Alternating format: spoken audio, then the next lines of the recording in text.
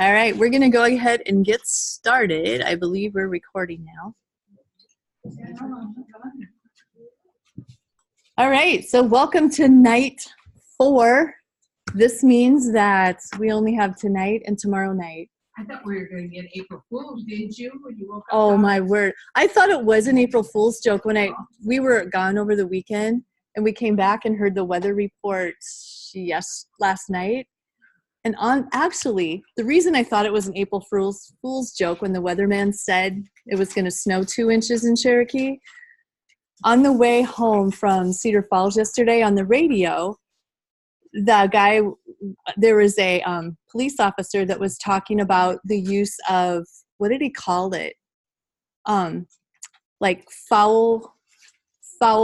using wild turkeys for a canine thing, and they can be trained and all this. And he went into this big explanation of how they're training wild turkeys for drug, they can be trained and stuff like that. And then at the very end, he said, and when will this start? The day after never, because this is an April Fool's joke. So I'm like, oh my gosh, I totally fell for that. So then, yeah, I thought the whole snow thing was a farce too, but apparently not. All right, so tonight we're going to start Module 2.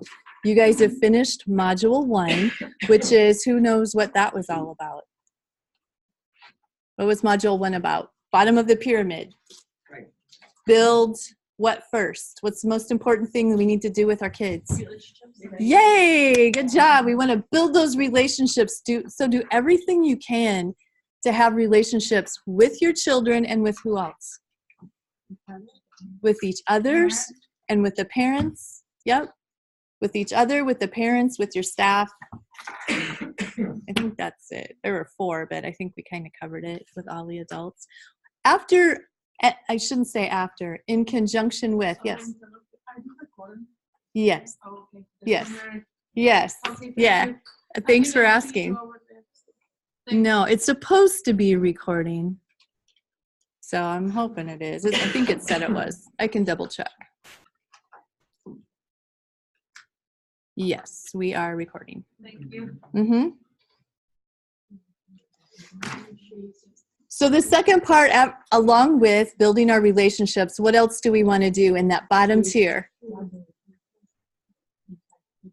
In our very bottom tier, along with relationships, what else do we want to establish?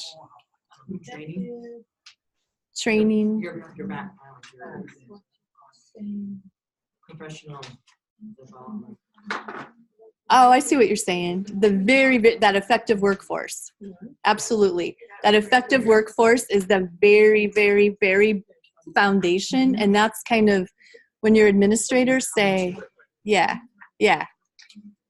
We also want to make sure we have our environment set up for success for kids. And we do this for everybody. And we do that through our visual supports. We do it in the way we organize our classroom. We want to have balanced child-initiated and teacher-directed. We don't want to be too heavy on teacher-directed activities, but we want a nice balance.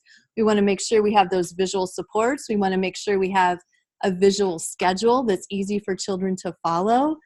And we teach all those things. We want to teach our expectations. We want to teach our rules. We want to have those in place.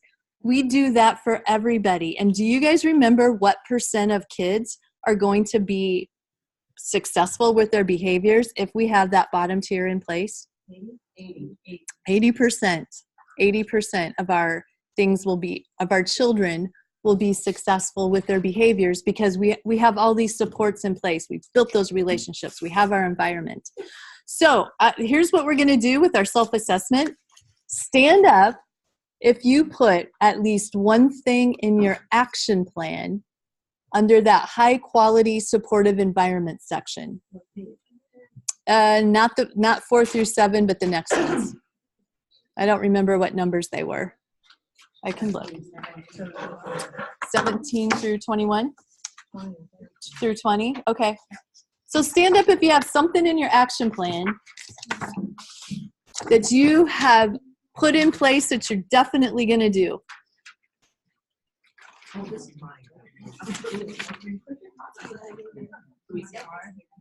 Yes. Yes, you may sit. The rest of us, let's give them a round of applause. Because like I said before, PBIS, just by going through the training, isn't going to do you any good unless you actually do something with it. It is totally up to you guys. So your plan, your self-assessment, going through there yourself and or with your staff, your coworkers, that's what's going to make the difference. So if I force you to put something on paper and then Lisa's going to check up on you if you work under Lisa, she's going to be checking up on you, and she'll maybe monthly, she'll say, hey, what's in your action plan for relationships? What's in your action plan for building those supportive environments? How are you doing towards it? Sweet. What's next? That's what's going to make the difference. Clap your hands if you change something you do or something you do differently because of what you've heard so far. Yay. Awesome. Give high fives. I don't know why it says if to people, because I have a typo. Give high fives to people who have determined already what their broad expectations are in their programs, in your classrooms or program. Remember those broad expectations, those things we want to instill in our children? They're not rules. They're those broad expectations. Raise your hand if you've got them, and then all those who have raised their hands, give each other high fives. You guys have broad expectations. We do. I was like, I've already got it. Yeah. Nice job. This table, choose one and shout out what one of your broad expectations are. Be safe. Be safe. Woo! How about this table? What's one of your broad expectations? Be respectful. Be respectful. This table, what's one of your broad expectations? Be kind. So we've got be safe, be respectful, be kind. High fives to you all. When are you going to start teaching them? Yeah. You started? Yay. Good job. Well, module 2, we're moving into actually teaching social emotional strategies. So this, we still do it with all of our kids. This is going to get you about another 15% when we're actually doing some instruction on social emotional strategies. This is what we call tier 2. So they're called the targeted social emotional supports. This is what Joan was talking about earlier, that effective workforce. We really don't call that a tier. It's just kind of an understanding that this is what we start with. Things you guys can do is build that nurturing and responsive relationship and have those high quality supportive environments. Next, that extra 15% are those targeted social emotional supports. Here's what you guys will be able to do, or at least know or have instruction about these objectives. By the end, by this time next week, you're going to understand the importance of implementing an acknowledgement system and providing that positive feedback to children. Remember, we talked a little bit about positive feedback last week? You're also going to discuss the importance of explicitly teaching social emotional skills. We actually have to be intentional about teaching these skills because kids don't always just pick them up. We want to identify strategies that support the development of friendship skills. We're going to talk about emotional literacy, what that means and how important it is. We're going to do some activities that talk about feeling vocabularies to help get that emotional literacy in place. We're going to learn how to provide opportunities so children can learn about their own emotions and the emotions of others. We're going to learn effective anger management strategies and skills for young children. Is that kind of why you came? So we're going to get to that. We're also going to learn how to teach problem-solving skills to young children by learning about problem-solving steps. So we're going to, we want to talk about teaching me what to do. Let me go back one. I skipped that one. These are the topics. So first of all, we're going to learn the importance of teaching social emotional skills, the why, when, how, and what. We're going to talk about developing friendship skills, enhancing those emotional literacy, controlling anger and impulse, problem solving, and then providing individualized instruction. So when it comes to friendship skills, we are going to teach children what to do. Again, not what not to do. And I forgot to tell you, in your packets, in your folders, you should have module 2. If you haven't already found that PowerPoint, that should be in there. We want to make sure that we're also teaching children how to follow the rules, how to follow the routines and the directions. We're going to teach children how to identify feelings in themselves and others, how to control anger and impulse, and how to problem solve. Have we seen this before? Can somebody read that out loud for me? The single best childhood predictor of adult adaptation is not school grades and not classroom behavior, but rather the adequacy with which the child gets along with the other children. Let that sink in for a little bit. It's not your school grades. It's not their behavior. Yeah, I just put it with you. It's how children get along with other children is the best predictor of how they're going to adapt as an adult if they can learn how to have a friend. So is our friendship skills important? Absolutely. The single best childhood predictor. So when we're teaching children any skill, there are stages of teaching. And at different stages, we do different things and children are learning different things. So the first stage is that acquisition stage.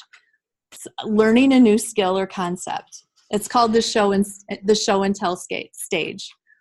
Then we have that practice stage where they're able to immediately use that skill without a prompt. And then there's those 2 stages underneath it. It's like, all right, you've got it.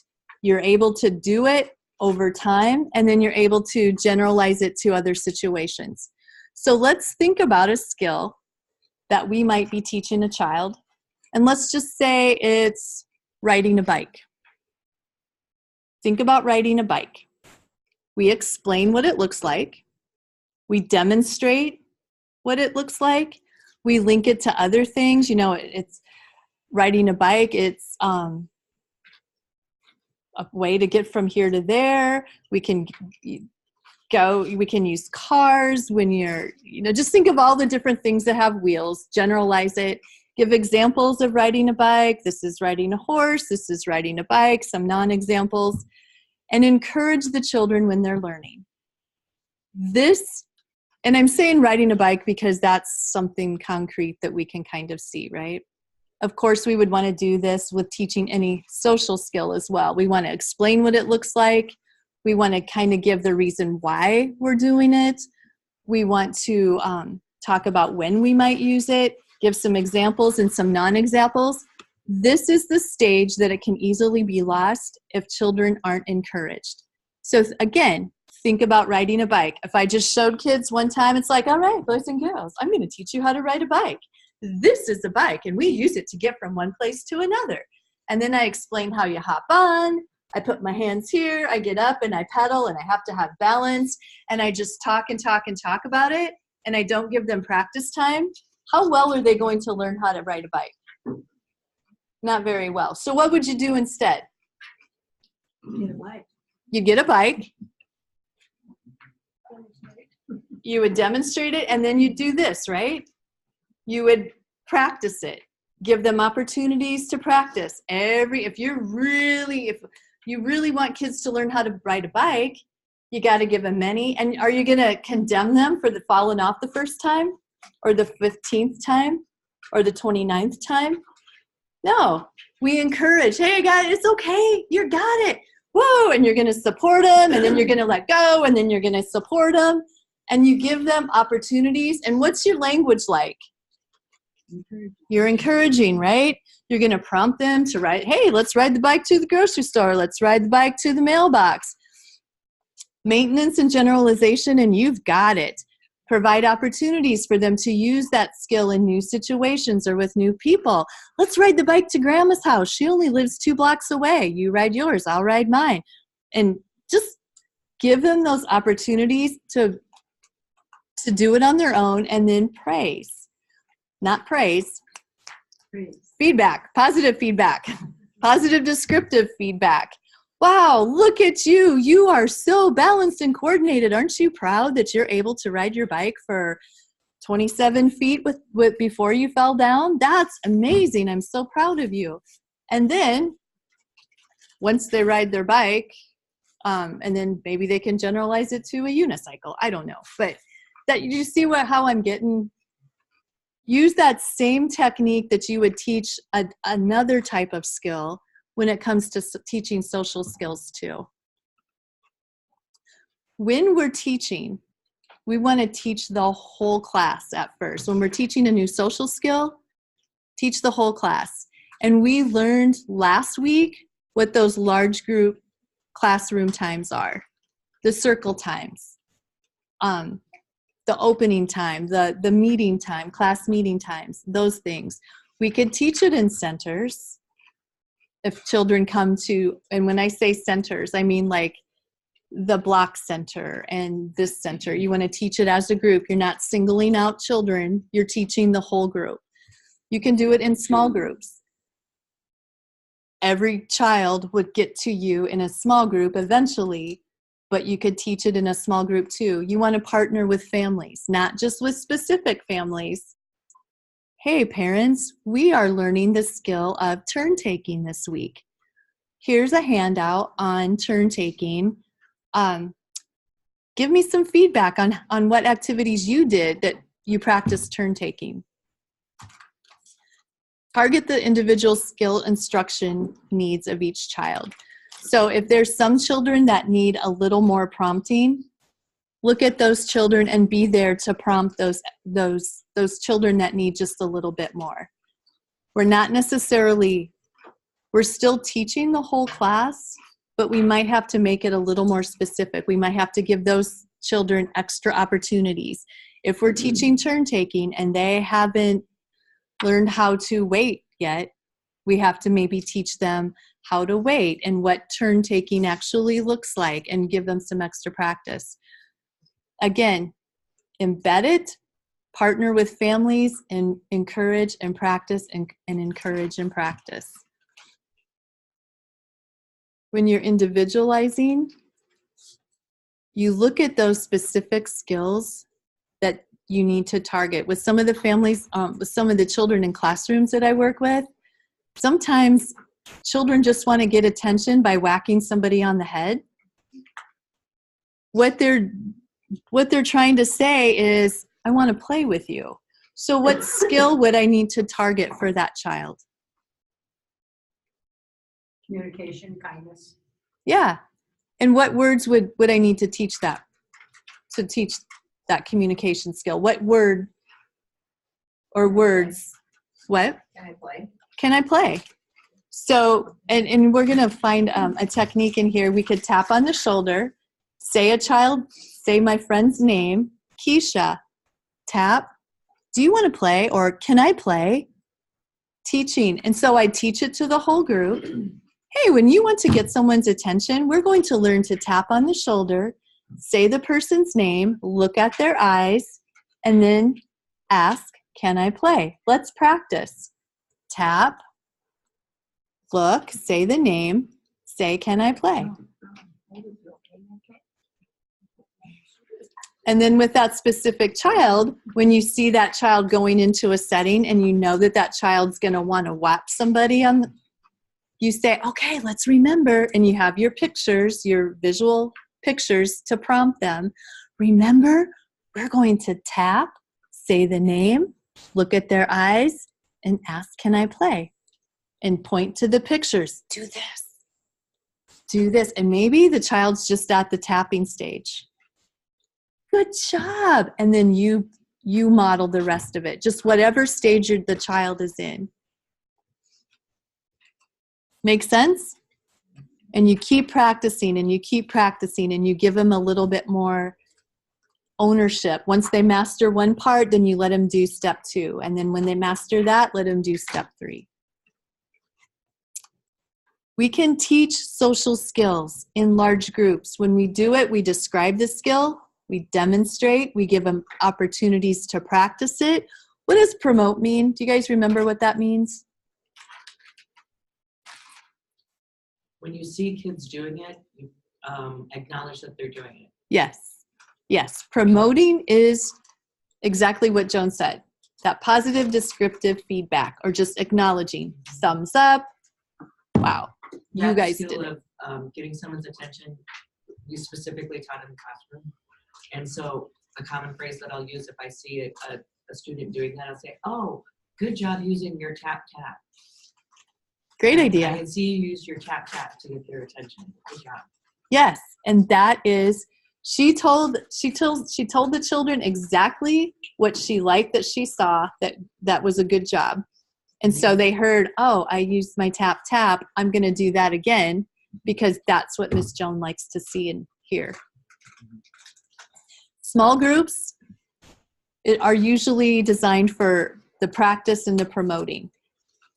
We typically teach in the large group, and then we allow that practice and promoting time in small groups just to kind of refine the skills. Here are some key social skills that children need to know. They need to learn how to be a friend and what all those friendship skills are. They need to learn anger management and impulse control, and then also how to problem solve. And when I say problem solve, that's kind of like, how do I get my toy back? What is the best way that I can get that toy or get my toy back? That's problem solving. So within these 3 broad ones, then they're kind of put into some smaller categories. So I want you guys right now, think of some kids who are very well liked. Got it? Does everybody have some kids that are very well liked? Now I want you to think for a minute about their behaviors. What do they do that makes it easy for them to be a friend? That makes everybody like them? What behaviors do I see them doing that every other child seems to really like them? I should have had a chart, but I don't have chart paper. So they have, okay, I heard easygoing. Well, it's just easygoing and personality. I mean, they don't come on strong. She's like a magnet. I mean, just everybody. What does she do that makes her a magnet? Blonde, long ponytail. Yeah, blonde hair. So she's cute. Blonde hair, Okay. yeah, I mean, And very kind. So she's very kind. Okay. So that's something. So she's kind. willing to help. Willing to help. Redirect. Yeah, I mean, she does everything. She follows directions. And it makes it the other person follow the directions because she is. Okay. So she's a real strong character that way. What else do you see? What other characteristics on those really well-liked children?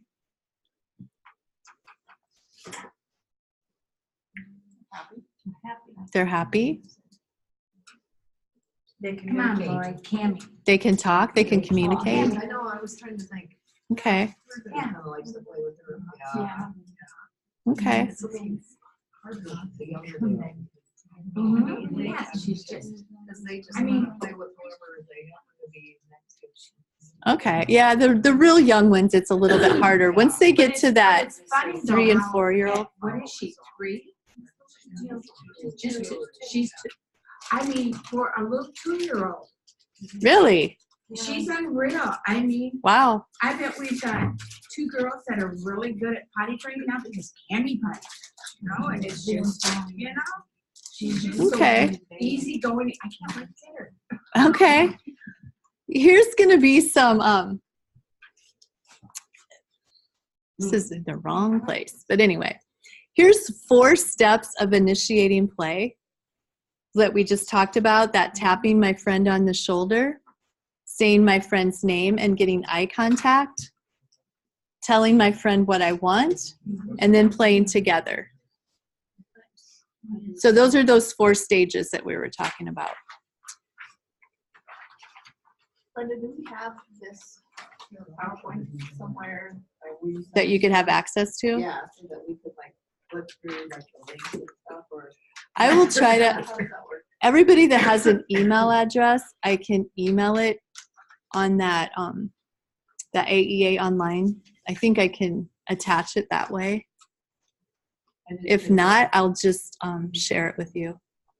That's on the Head Start. If you guys go to the Head Start website, this those pictures, I think they've updated them since this, but those pictures are on the Head Start website. But yeah, I can maybe I'll just share the PowerPoint with you. Does everybody want me to do that? Anyone who has an email address, share it? Okay. And I'll share module 1 too. That way you'll have all those links. So we're going to watch a video, and then we're going to talk about these 3 children. Little girl in the white shirt, boy in the blue shirt, and then the boy with stripes on his sleeves. So I want you to watch, and as you're watching, look at the skills that the children do have and what the children might not have.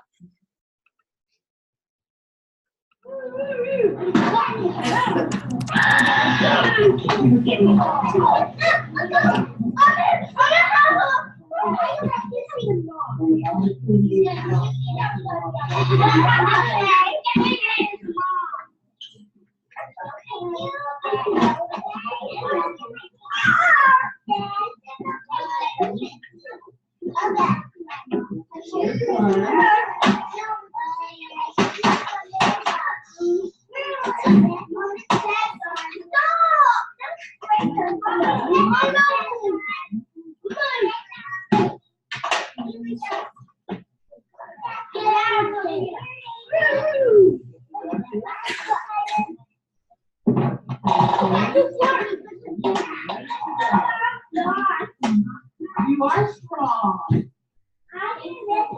I can see you can lift the chair up. Be careful when you put it down.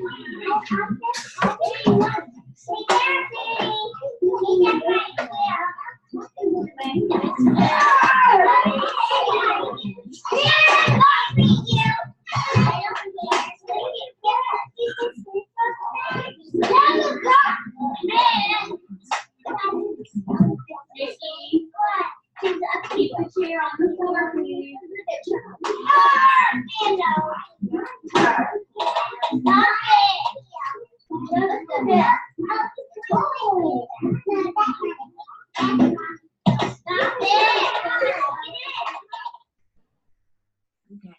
Okay, so let's first of all talk about her. What kinds of friendship skills did you see that the little girl had? They seem to get along really good. Share their toys. So she's sharing her toys with this guy, right? And she got out of the other situation. Yep, she moved away, so she was able to problem solve. And did you notice when she moved that barn and she said, let's do it like this to kind of protect them from getting possibly hurt? So she problem solved that way. And what else did you see? He seemed like he was trying to get attention, or trying to. Who did? The little. This guy? Yeah. I mean, Yeah. they were playing so good together. I think he wanted to play. He wanted to play. See, that's what I, Yeah. So he That's was what I thought, lacking a but skill. He didn't know how to tap. Yeah, he didn't know how to tap. He didn't know how to join in and play. Right. So if we look at that situation and think of it, reframe our thinking and say, wow, he doesn't know how to ask to play. My job as his teacher is to do what? teach him. But I really like the guy in the blue because he's shy, but yet he still warmed up to her. Not much. But enough that, did you notice that he came around by the barn by her? Mm-hmm. You know, because it was like he felt her out and said, oh, she's going to be okay. Mm-hmm. And he, I thought, did a good job of ignoring at first. Yeah. Yeah. And he ignored because it wasn't really on him. It was more attacking this little girl's space. Mhm. She ignored kind of too, but did she lash out? What did she? Used words. She said, She said stop. She used that as a strategy. Maybe they've been taught if somebody does something that you don't like, say stop. And that was her first resort. Stop. And she said it several times. And then eventually he joined in and he said stop. I think you're right. This little guy didn't have the skills for joining in.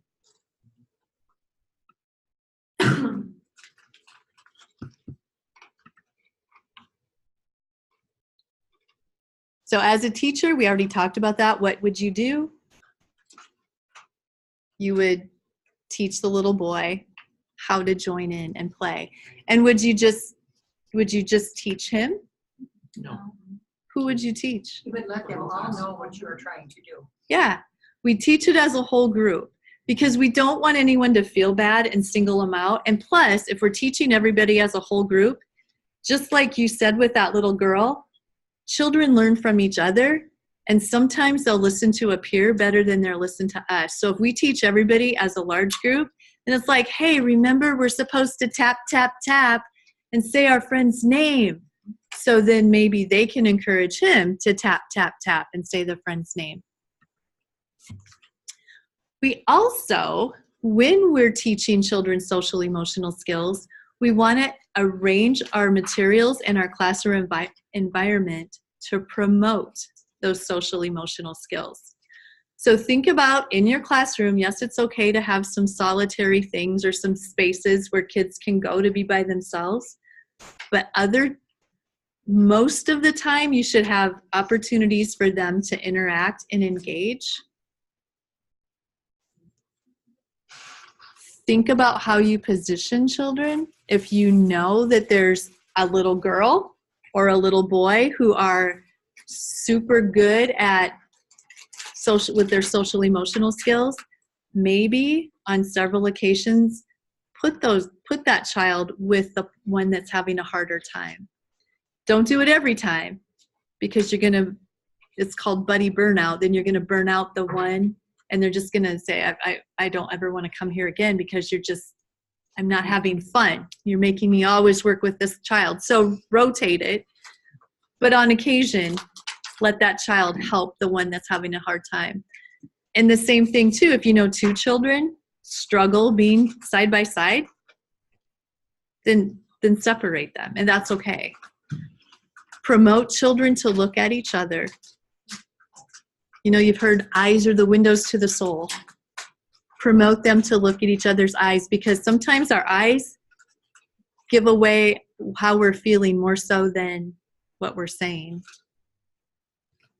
Remind children to use each other's names and that gentle physical contact, the tapping or the touching of a shoulder or a handshake or asking to hug. Remind them to use those and to ask for those. Remind children if they've tapped and they get no response, keep trying. You know what? I see you've tried tapping, you've said his name, you've told him what you want. Try again. Try again. Keep trying. He's appearing to ignore you. Do you want to keep trying or do you want to try another classmate? But always encourage them to keep trying. This next one, this is in the script. It says, remind children to play with your friends. I say it, but I'm trying to not say friends as often as I used to. And the reason why is not everybody in the classroom is going to be a friend. So when we say play with your friends, it's like, oh, well, I don't like him. He's not my friend, so I don't have to play with him because you said play with my friends. And when we say we're all friends here, yes, I have a lot of coworkers. Some coworkers I really can work well with, and some I just might not care for. So don't force me to play with them, I will work with them. But you know what I'm saying? So I'm trying to say we're kind of like a classroom family. So play with your classmates. Sometimes we get along better with some classmates better than others. I still expect you to work together, and I would love for you to play with everybody. I wouldn't say, but you don't always have to be your friend. I wouldn't say that. I would just say we're working towards being friends with everybody, and I know that's hard. I know that's hard. I really would love for you to play with your classmates. And that's real. It's real, and that's life. So that's one of the things I just have a little bit of problem with. But if you want to say it, go ahead and say it. I'm just letting you know my whatever. And then we want to give kids the words or the phrases to say, because sometimes we'll say, use your words, use your words. I don't know what words you want them to use. So let's give them the words we want them to use. Can I play with you? Can I have that toy? Please, can I have that toy? We need to give them the words. So specific skills. These are specific behaviors that lead to friendships. There are more, and I have a whole list of them. These are some of the most important. Play organizers. So thinking about those children that everyone's kind of drawn to, they're the ones that are like, hey, you want to play house? I'll be the mom, you be the dad, you can be the dog. I don't want to, no, it's okay, then you can be the dad. Can we have two moms? Yeah, they're the ones that get stuff going. They're the play organizers. So we know what that looks like, so let's teach it. Let's practice it. Let's promote it. Same with sharing. Children who everybody comes to, can I have that? Can I have that Play-Doh? Can I have some Play-Doh? Yeah, sure, here, take this one. Or here's some right here. They're those happy, friendly, I would love to give you the shirt off my back kind of kid. Person. Think of adults too. They're the ones that are help. I heard that little girl is a helper. They're the ones that are helping. Hey, teacher, can I help you do whatever? I'll close the door for you. I'll wipe the table for you. They're the ones that, oh, Jenny fell down. Teacher, Jenny fell down. She's hurt. They're those assistants. They're the affectionate ones. They're the ones that might pat somebody on the back, make other people feel better. Can we teach that? Yeah, absolutely. Teach it to the whole group. This is what it looks like. This is why we do it. Let's practice. This is what it doesn't look like. And usually I use puppets when I teach the doesn't look like. And then hopefully the kids they'll be able to say, oh no, you're supposed to. And then they're teaching each other. And then you practice it, let them practice. And then when you see it happening, you're promoting it. And in small groups, you're giving them more practice time and you're promoting. And when you see them doing it throughout the day, you're commenting. I'm so proud of you for tapping. And so look at you, you shared today. We're going to make a cookie for our cookie jar because I saw these two classmates shared Play-Doh today. Here are all of the friendship skills. So we've talked about the giving suggestions, those play organizers, the sharing toys and other materials, turn taking, that reciprocity. And turn taking, it has to be back and forth, not just, I have a turn, you have a turn, we're done. It's that back and forth, like at least 3 interchanges. So think about games, activities that you can do that give that back and forth. And we're going to learn more about reciprocity, but the longer the time interval between the turn, the stronger the skill. So like think of rolling a ball back and forth.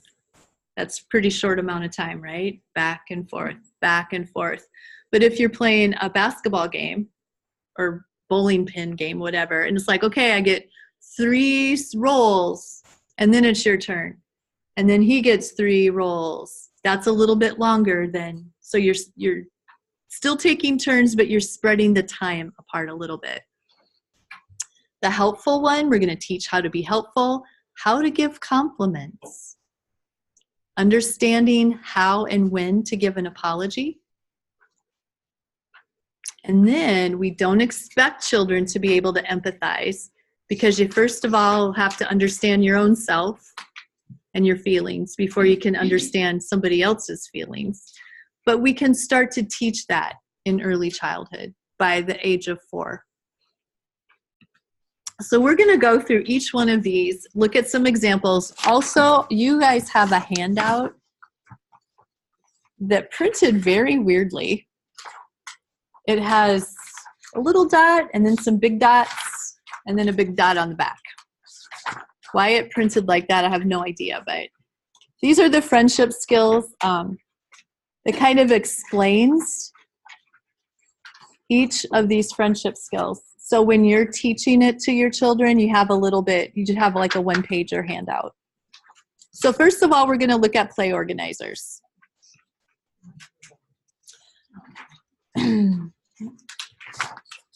The play organizer is a person who might try to get a friend's attention, give a friend a toy, give that idea of how to play. Here's a video that shows what a play organizer might do. Remember the camel to the dinosaur commandments. How about we make it like this? Probably we can make it be covered like this. No, how about we do it like this? Put down together and put these like this. Did they both have the skill?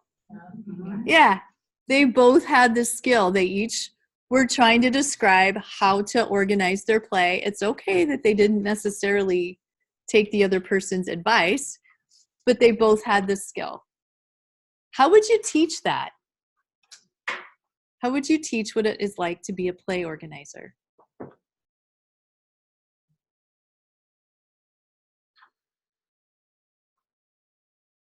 Could you have one person playing by themselves and have somebody else walk over and can I play with it? I And know it's- then what? And then you would have to agree and ask questions too. What are you doing? So you could teach it like in a large group setting with a group of kids. It's like, do you guys like to play? Clap your hands if you like to play. Yay, we like to play. Yeah, we like to play. Sometimes I just don't know what I want to play or how I want to play. And so I have a classmate that sometimes has a good idea and he says, hey, let's build a bridge. And I'm thinking, yeah, I think that sounds like a great idea. Then I'm using my puppets again. So let's build a bridge. Or let's say that I'm that person. I have a great idea and I just want everyone to play with me with that great idea. So I say, hey guys, I have a great idea. Let's pretend we're firefighters and we have to put out this fire. Yeah, that sounds like fun. And then we give, does that make sense? Okay. Just teach it what it looks like, what it doesn't look like. What do you want to do? I don't know. What do you want to do? I don't know. What do you want to do? I don't know. Does that sound like fun? No.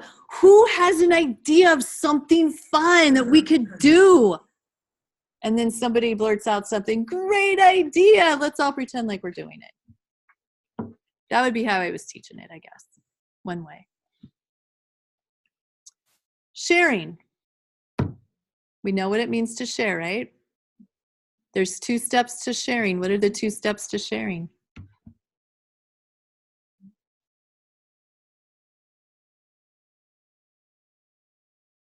You have to be able to give, and you have to be able to ask and take. So you give it, And you have to ask it and take it. And I think this one, yep, this one has a video too. Most of them have videos, but not all. Dad, here comes the warthog. See a big box of wood. Now, this is a cheese box that was standing up. Hey, Dad, here comes the black dog. Here you go, Nick. Thanks. He didn't even have to ask. He just shared. We were at a conference in January, and the speaker said, and this is kind of, you might have some different thoughts on this. I did at first, but the more I think about it, the more I like it. When you're in the teaching stage, he said, whenever somebody asks, you give it to them. When you're in the teaching stage. Hey, can I have that pencil? Sure. And you have to give it up in the teaching stage. Because he said those kids that really need to learn to ask, they're getting the practice. You can always ask for it back, and then they have to give it back. So let's practice that right now. One of you has a pencil. Get a partner. One of you has a pencil, and just practice asking for it and getting it back. Remember to try to do your tapping. Get your friend's attention. I forgot that stage. Sure can. There's another thing about the always giving when they ask for your shy ones. It is a risk to ask if they think they might need the money. Oh, So absolutely. in the teaching stage, the risk is You guys can stop now. so they're a little more confident about asking. Absolutely. Joan, and for the person on the Zoom, Joan had a really great comment. She said, during this teaching stage where they have to give it up when they're asked to, it especially is important for those shy kids because it's a risk to be told no. We don't always, it's like, can I have that, Barbie? No, go away. And then that's a withdrawal from their emotional bank. And if you're already here, but just like you said, if it's during this practice in this teaching stage where they always have to give it up, it's not a risk. It's just, let's practice. The more I think about it, the more I really like that. We're just learning here. That's what you can tell kids. Oh, we're just learning. We're practicing. We're practicing sharing. And this is what it looks like. And what would you have to tell parents? Would parents need to be clued in on this? Absolutely. Because children will come home and they'll say, my teacher said anytime I ask, I get what I want. How's that going to go over?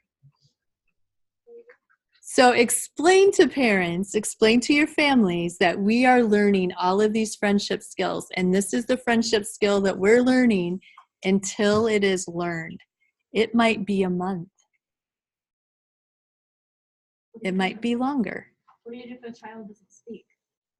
So how would they ask? How would you ask if a child doesn't speak? Could they tap? Yeah. They could do that. And then this is give, kind of like give me or I want.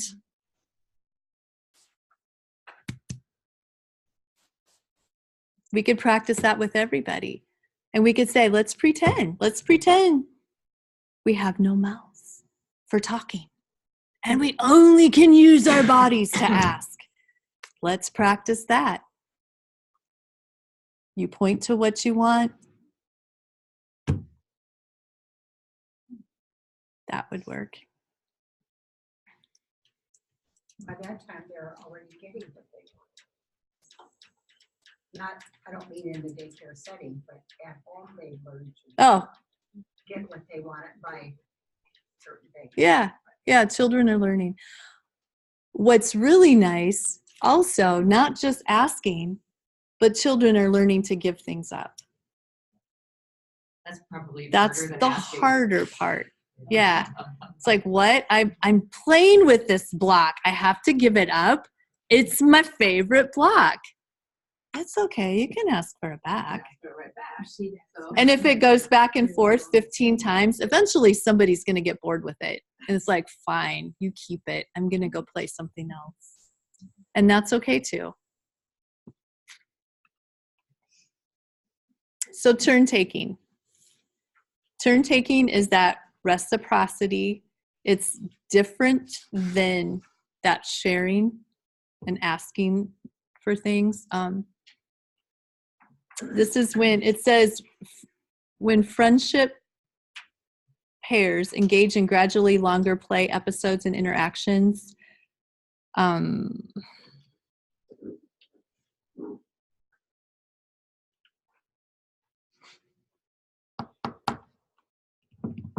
think we already talked about that.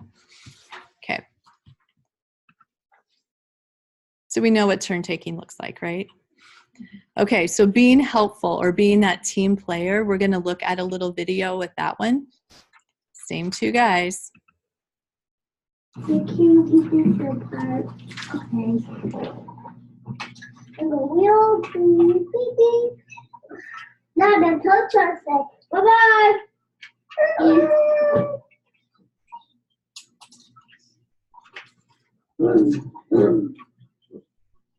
There was a big student.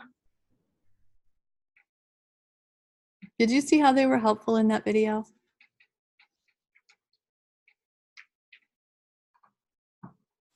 I really didn't.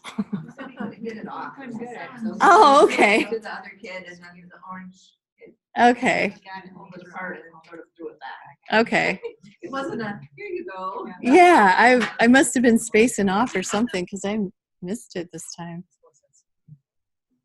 But yeah, just being that helpful child.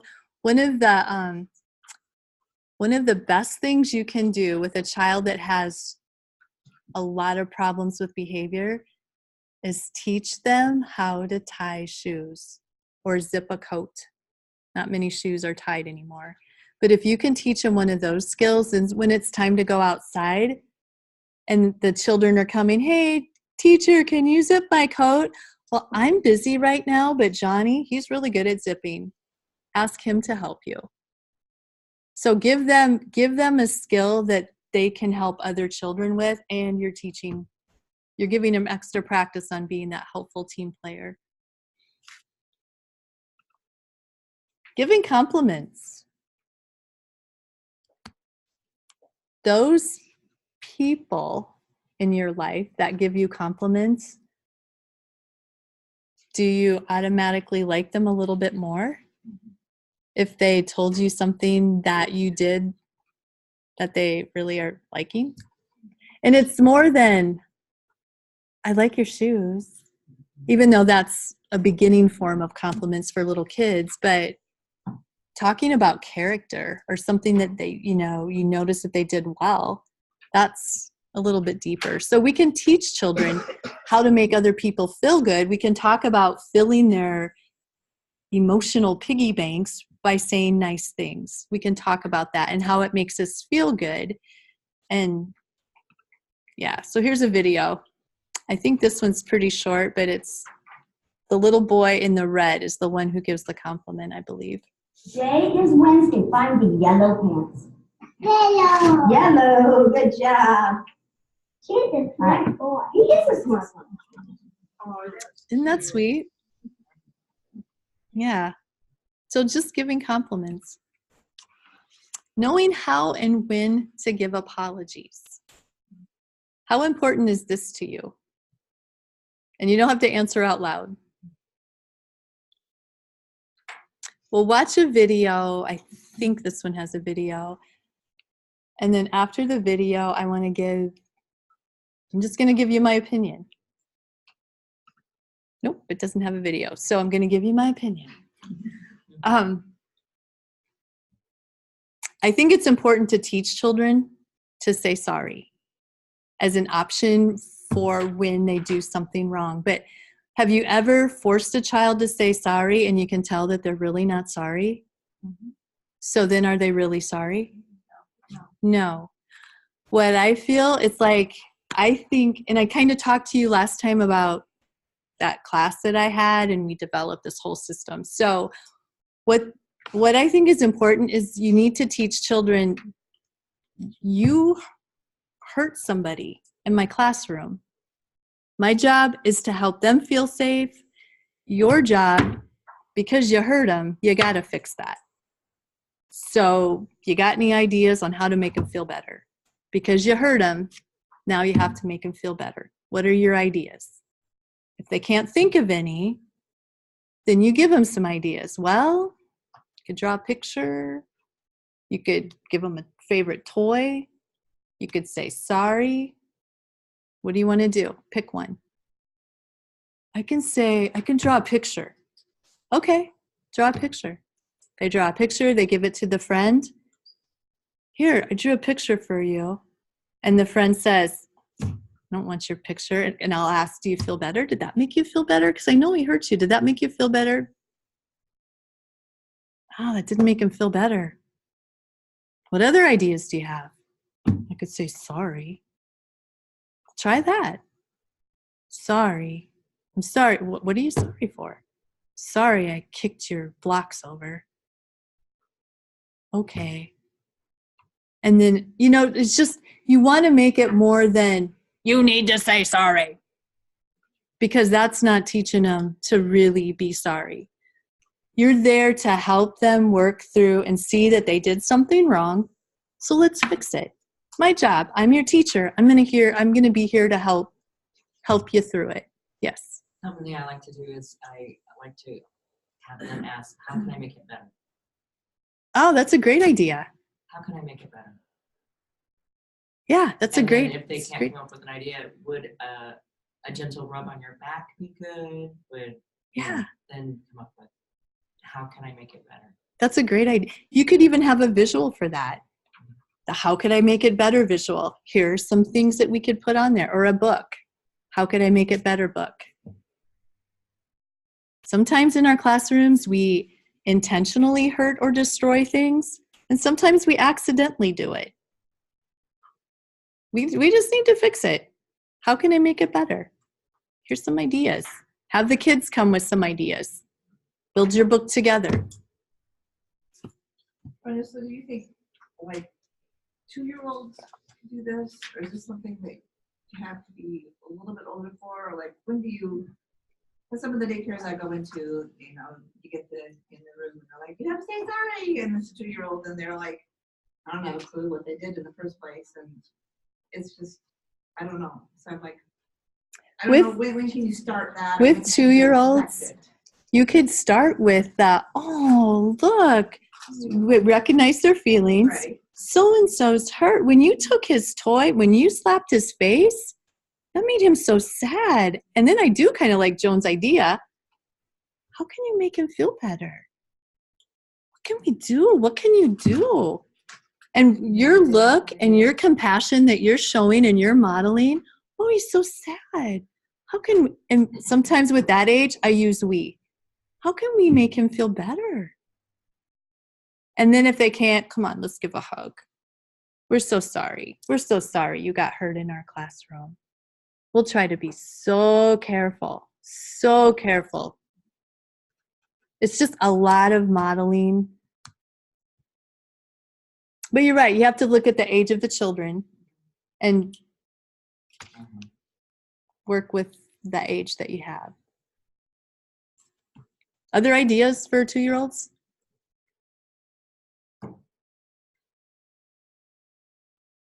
Usually they're hitting because they're not talking. Mm-hmm. Mm-hmm. 2-year-olds are so impulsive. They are. They're 2. The world is about them. Absolutely. It's all about them. And then there's empathy. Empathy is not possible for a 2-year-old. Not possible for a 3-year-old. Probably most 4-year-olds. It's hard to get them to empathize, but we can still learn to. It's the empathy is that identifying with and understanding another person's feeling or situation. They're still pretty egocentric, but they're starting to get out of that a little bit. So we're going to watch a little video about empathy. My children gave me this video. They're like, Mom, you are so not empathetic. You're kind of like I think it's a moose that looks down in the hole. And when I saw this video, I'm like, oh my gosh, that's me. I thought I was doing the right thing, making my children strong. It's okay, don't worry about it. Brush it off, pick up yourself and keep moving. But I didn't empathize. And so I'm doing much better, I think.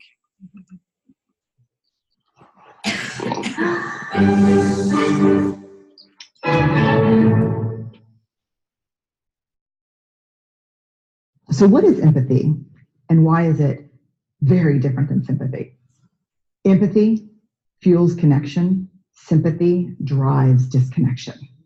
Empathy, it's very interesting. Teresa Wiseman is a nursing scholar who studied professions, very diverse professions where empathy is relevant, and came up with 4 qualities of empathy. Perspective taking, the ability to take the perspective of another person or recognize their perspective as their truth. Staying out of judgment, not easy when you enjoy it as much as most of us do. Recognizing emotion in other people and then communicating that. Empathy is feeling with people. And to me, I always think of empathy as this kind of sacred space when someone's kind of in a deep hole and they shout out from the bottom and they say, I'm stuck, it's dark, I'm overwhelmed. And then we look and we say, hey, climb down. I know what it's like down here, and you're not alone. Sympathy is, ooh, it's bad, no, you want a sandwich? Empathy is a choice, and it's a vulnerable choice, because in order to connect with you, I have to connect with something in myself that knows that feeling. Rarely, if ever, does an empathic response begin with at least. And we do it all the time, because you know what? Someone just shared something with us that's incredibly painful, and we're trying to silver lining it. I don't think that's a verb, but I'm using it as one. We're trying to put the silver lining around it. So I had a miscarriage. Oh, at least you know you can get pregnant. I think my marriage is falling apart. At least you have a marriage. John's getting kicked out of school. At least Sarah is an A student. But one of the things we do sometimes in the face of very difficult conversations is we try to make things better. If I share something with you that's very difficult, I'd rather you say, I don't even know what to say right now. I'm just so glad you told me. Because the truth is, rarely can a response make something better. What makes something better is connection. Isn't that a good one? It is. Sorry. Yeah, I was trying to silver line it and I wasn't really getting down there with my kids when they would have problems. It's like, you know what? This has got to be tough for you. I was trying to move on with it. So I'm learning, and I truly am doing better. I think so anyway. Yeah, this is a good one. So, does anybody need to take a break? Are you doing okay? Okay. So we're going to set the stage for friendships. So we learned all those 7 friendship skills. Let's rattle them off for me. Being a play organizer. Share. Turn taking. Be helpful. Compliment. Learn how and when to give an apology, and to empathize. Yep, those are the 7. So with all of those, we're going to look at it in an inclusive setting. What does inclusive mean to you? Inclusive means everybody's welcome. There's room for everybody here. We're not kicking anybody out. Everybody's welcome. We're going to look at how we can have cooperative toys. What are cooperative toys? We're going to learn how to embed opportunities. We're going to learn how to put some social interaction goals and maybe some objectives into our daily routine and have that atmosphere of friendship. And I think that's one of the most important things. I probably told you that when I walk into classrooms, I can tell the classrooms that have that atmosphere of friendship by what I see and by what I hear from the kids and the teacher. And probably within the first 15 seconds when I walk into a classroom, you can tell if it's got this atmosphere of friendship or not. So an inclusive setting, we look at children of all ethnic backgrounds, all cultural backgrounds, all gender, all identity, all abilities. Everybody is meaningfully included. And that doesn't mean that we just have some random pictures of people that look different than me. We're trying to get it all, in our books. We're trying to understand our families that are different than us, than me. I wouldn't say us, just from me. I'm a white girl that grew up on a farm, and I have a mom and dad that stayed together during my growing up years, and I have 2 brothers and a sister. We played outside. My life is probably different than some of your lives. My mom was a stay-at-home mom until I was a freshman in high school. My life is probably different than your lives. I need to know the lives of the children in my classroom and make sure everybody is included. And I don't know who their family members are. Maybe they have people in wheelchairs. Maybe they have other disabilities. Maybe we need to include people with different ages than myself. Just remember, everybody's included. Let's have representation of everybody. And then your learning activities and routines need to support the needs of all of your children, the abilities of all of your children. Let's just not cater to those cute little ones that can do everything. We got to cater to all of our children. We have to cater to the ones that also come to class smelling like cat urine. I had those. I had the kids with head lice. We have to love them all. And sometimes it's hard. Cooperative toys. These are the ones that take 2 kids or more to play with. Why is that important? Just turn taking, share. Yeah, think of all the friendship skills that we're teaching. So here's some examples. Balls. It's more fun if you have at least 2, right?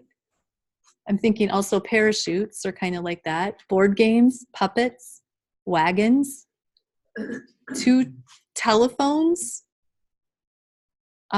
teeter-totters. If you can have those on playgrounds anymore, I think you can.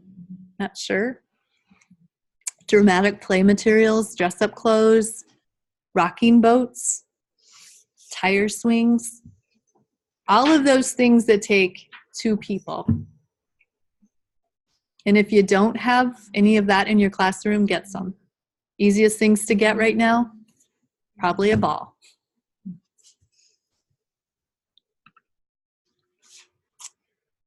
You also have to think about building in those opportunities. Friendship skills just don't happen. We have to be intentional about teaching all of those friendship skills. So we can use our daily routines as opportunities to teach and practice. Think about how you can teach it when they arrive in the morning. Some people have a greeter because the greeter then says, "Good morning, Freya. How are you today? I'm happy to see you here. Good morning, Jack. How are you today? I'm glad you're at school. Good morning." And he says he's the greeter of the day. One of the classrooms I go to during their opening activity, this little boy that has problems with his social skills, 2 times when I've been there, he has been the greeter. And so he goes, and he's a kid that needs a lot of physical. So he goes around and he says, oh, hi, Jack. How are you today? I'm good, thanks. Would you like a hug, a high five, or a fist bump? I want a high five. Okay, smack. Really hard, but we have to learn that. But he goes to each one of the children. Good morning. How are you today? Would you like, and think of all the language that he's learning. Think about all the appropriate touches. And it gives him, I think there were 12 kids there that day. It gives him, yeah. And it teaches that turn taking, that delay of gratification. I have to wait my turn before he comes to me. It's wonderful. So this teacher is planning. She's embedding it in her daily routine. So just think about that. What kind of opportunities during your day can you give children time to practice these skills? I saw that on Facebook, like a video on Facebook. Yeah. It's of a teacher. And she had like the visuals on the wall. And then she was like having the kids line up. And there was like a high five, a hug, dancing. When they came into the room, I saw that same video. Yeah, that is a good one. Yeah. So that's the teacher doing it. Just making, when you first walk into school that day, if your teacher's like, hey, I'm so glad, says their name, so glad you're here today. How do you want to be greeted? And then they can, if they're nonverbal, they just point to the picture. Yeah. Here's some strategies to teach. We model it. We can model with puppets. We can prepare other children to help. Just like I said, that pure having somebody do it, be the greeter. We can do it through songs. One of the other classrooms I used to visit, they do the hello neighbor. How are you today? It's gonna be a happy day. Greet your neighbor, boogie on down, give a bump and turn around. And so it's just through songs. It's just a fun little opening song. Finger plays. Songs and finger plays. I like to do row, row, row your boat with a partner. We're gonna sing row, row, row your boat. Okay, everybody grab a partner. And you do row, row, row your boat. And then second verse is rock, rock, rock your boat gently down the stream. If you see a crocodile, don't forget to scream, ah! And then we can use our level 4 voice. Partner projects. I think there's a video in here on a partner project, but just things that partners would do together. Affection training. We can do that on appropriate ways to give affection through, I would probably do it through books. Incidental teaching, just sometimes when it happens. Prompting, priming, hey guys, we are going to go outside today and we're going to be doing a lot of turn taking on the merry-go-round or on the slide, so I'm going to be watching for that. Encouragement, use of games, use of children's literature, and social stories. And when I say social stories, that's they're also called scripted stories, and it's where you teach a certain specific skill through a story. And Tucker Turtle, how many of you have heard of Tucker Turtle? That is a scripted story, or what's called a social story.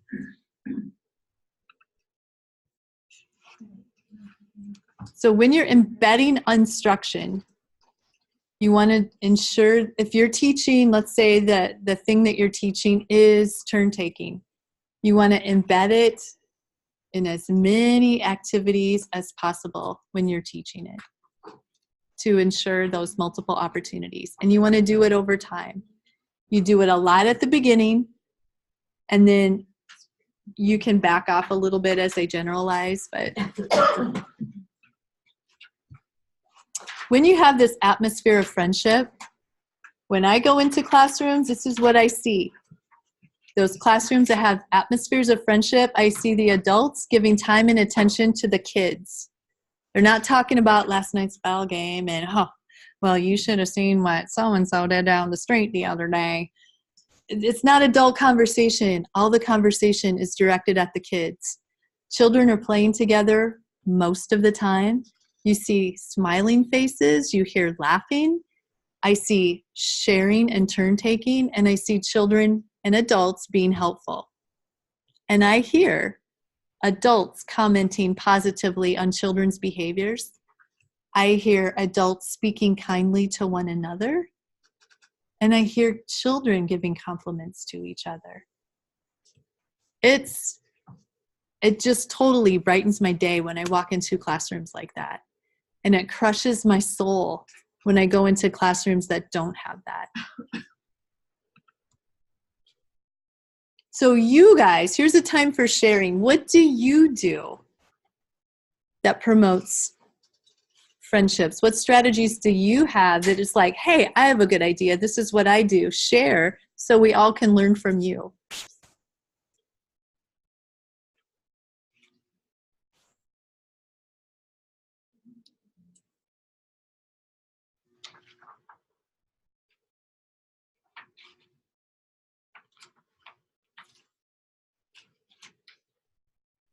Just do like, teaching them to empathize. And so if they've hurt somebody, tell them to show them their hurts and not my friends here, and talk about nice touches. And Okay. So you're trying to get them to recognize other people's feelings and how maybe their actions might have affected their feelings and how they can make it better. We give compliments too, like when they use walking feet, like say, great job using your walking feet today. Or Okay. like if they go to the bathroom and say, good job for going to my coffee, or Okay. potty training. So you're modeling for them how to give a compliment. Perfect. Perfect. You guys are probably doing so many things that you don't realize you're doing, but now you're more aware, and it's like, oh yeah, I do a lot that teaches friendship skills. Here's some ideas, and these are probably more geared for that preschool age, but think of how I could gear it down to maybe a toddler age. So one of the things that people do is when it's time to go play or when it's time to do an activity, they have a friendship can and children draw a name, and they might have to make something for this special friend. Or the teacher might draw 2 names and say, all right, you guys are partners today. You go do something. Another idea is to pair up children to plant seeds of friendship, and then they care for that plant together. They have a friendship hands tree. So everybody in the classroom has a hand, and they put it all, we're all friends here. Compliment leagues. Every time you hear a compliment, you know those Christmas chains that we see sometimes? Every time you hear somebody give a compliment, oh, wow, we can make our chain longer. So you write down who said what, put it on a little loop, and then it makes their compliment chain a little bit longer. Books about friendships. My friend autograph book. Everybody's got their book, and they go around asking for their classmates' autographs. My friend art, and I think this is the video that we're going to watch. It takes 2 people to make this art project. Then different music and songs about friends, and then having movement partners. During songs, have a partner. Just different types of things you can do to pair kids up and support friendship skills. So here's a compliment tree. Every time you hear a compliment, instead of doing the link, we're promoting giving compliments. So we're going to make our tree, see how many leaves we can get on our tree. Friendship journals. It also is teaching writing skills. And so what if the children can't write? They scribble. Can you please write in my book or draw a picture? Here's the friendship art one. It's a little blurry, but It's my name because this is going to be my friendship picture. And what are you doing it? If Kelsey crisscrosses applesauce. if I were to, and these videos are not like perfect teacher videos. So think about how you might change this if this were your group. I'll show everybody what we're going to do. I'm going to put my picture in my box. And then I'm going to pick a friend to help me paint. And I'm going to pick 2 colors. Let's see. I'm going to pick yellow. And I'm going to pick red. Some orange in there, Miss Allie. Right there, see? Oh, I see some orange. We're making a friendship picture. All right, well, come, we'll show you. See? Is that pretty? Yeah. Would you like to make friendship pictures today? I know. You and Lena are going to be friends and paint. So what she had was a box. She had 2 marbles and 2 colors of paint. And then they worked together to move the box back and forth, and the colors mixed together with the marbles, and it turned it a different color. If that were you doing that project, how would you change it?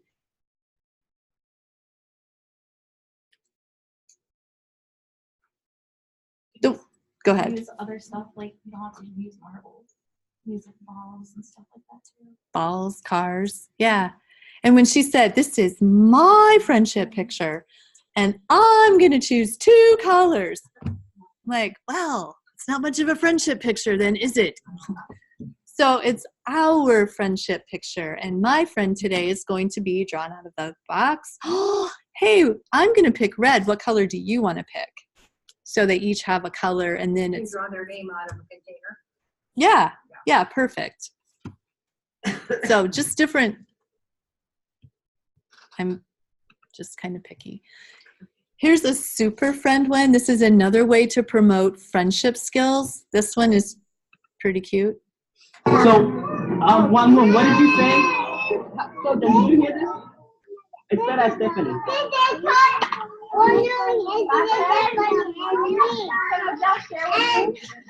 Thank you, buddy. So you're saying that if you can take turns, then everybody will be happy? Instead of Stephanie. Do you like the press on it now? So first you take a turn, then Stephanie takes a turn? First is Stephanie, then Cesar, then Wanbun, and then Soja? That is a great solution. Gail. What's going on? These guys just came up with a great solution. What did they do? Well, there was a problem because all the cars were kind of backed up. What did you do, Wanu?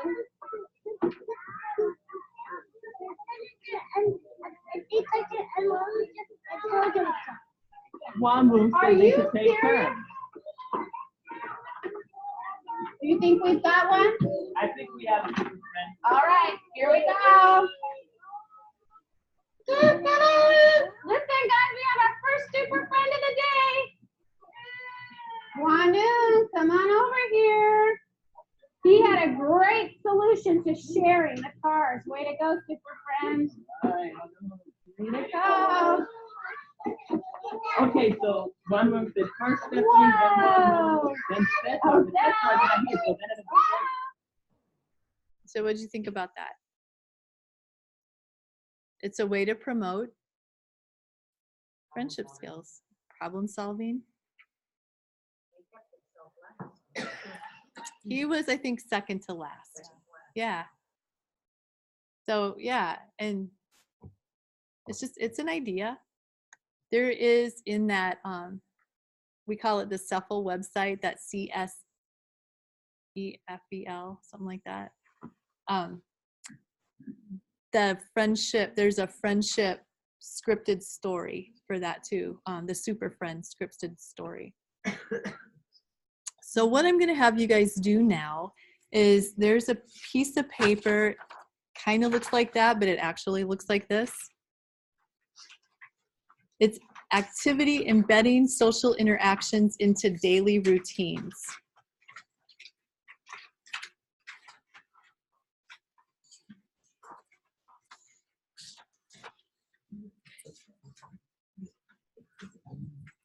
There's a couple different ones. One got printed and put in here. Not this one, not this one, not that one. Although you could use this one. You could use the one that looks like this. It's what it, yeah, the one that you have. You could use that.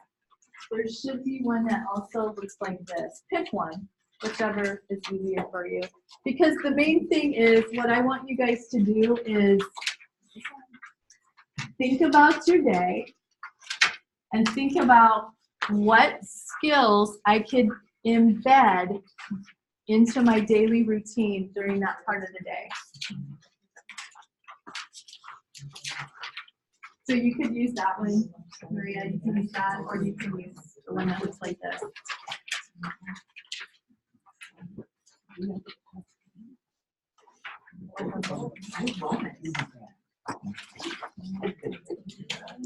So I'm going to give you 5 minutes for sure, possibly 10 if you need more. And I'm going to pause the recording, I think.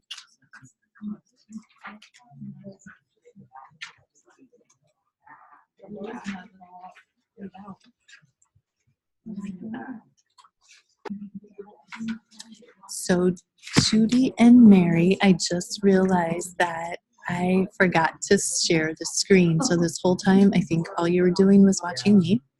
And I really apologize for that. I will send you a link of the PowerPoint too, so you can follow along with that and watch the actual videos if you would like to do that, because it's probably more meaningful if you can see the videos.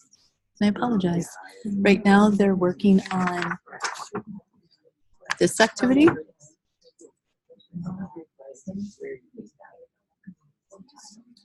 Thinking about parts of their day when they can embed some social skills. So like one of the ideas that we'd already talked about was at arrival time, having a greeter of the day, talking to the kids and saying, hey, glad you're here today. Can I have a high five or a fist bump? Or asking them if they want a high five or fist bump. Another thing we talked about was maybe having a snack captain, a person that goes around instead of teacher handing out the snacks, having a child tap on the shoulder. Hi, Jack. Would you like cheese? And the kid would respond, yes, please, or no, thank you. Okay, and so then they're giving it, the other one's taking it. So think of all the friendship skills that they're learning during that. Those are some of the things that we talked about. I'm going to pause it again, and then we'll be back in a minute. All right, guys, I think we're going to go ahead and stop. You can definitely continue this. This is an activity that's for you and to possibly use every week. How can I embed friendship skills this week? How can I embed friendship skills next week? And just see what you've done so far and then continue to go forward on teaching different skills each week. So I'm going to ask each table to maybe share out one or two that you talked about so we all can learn from each other. So let's start. You guys look like you're ready over here. I keep looking at you, so. For arrival? Okay.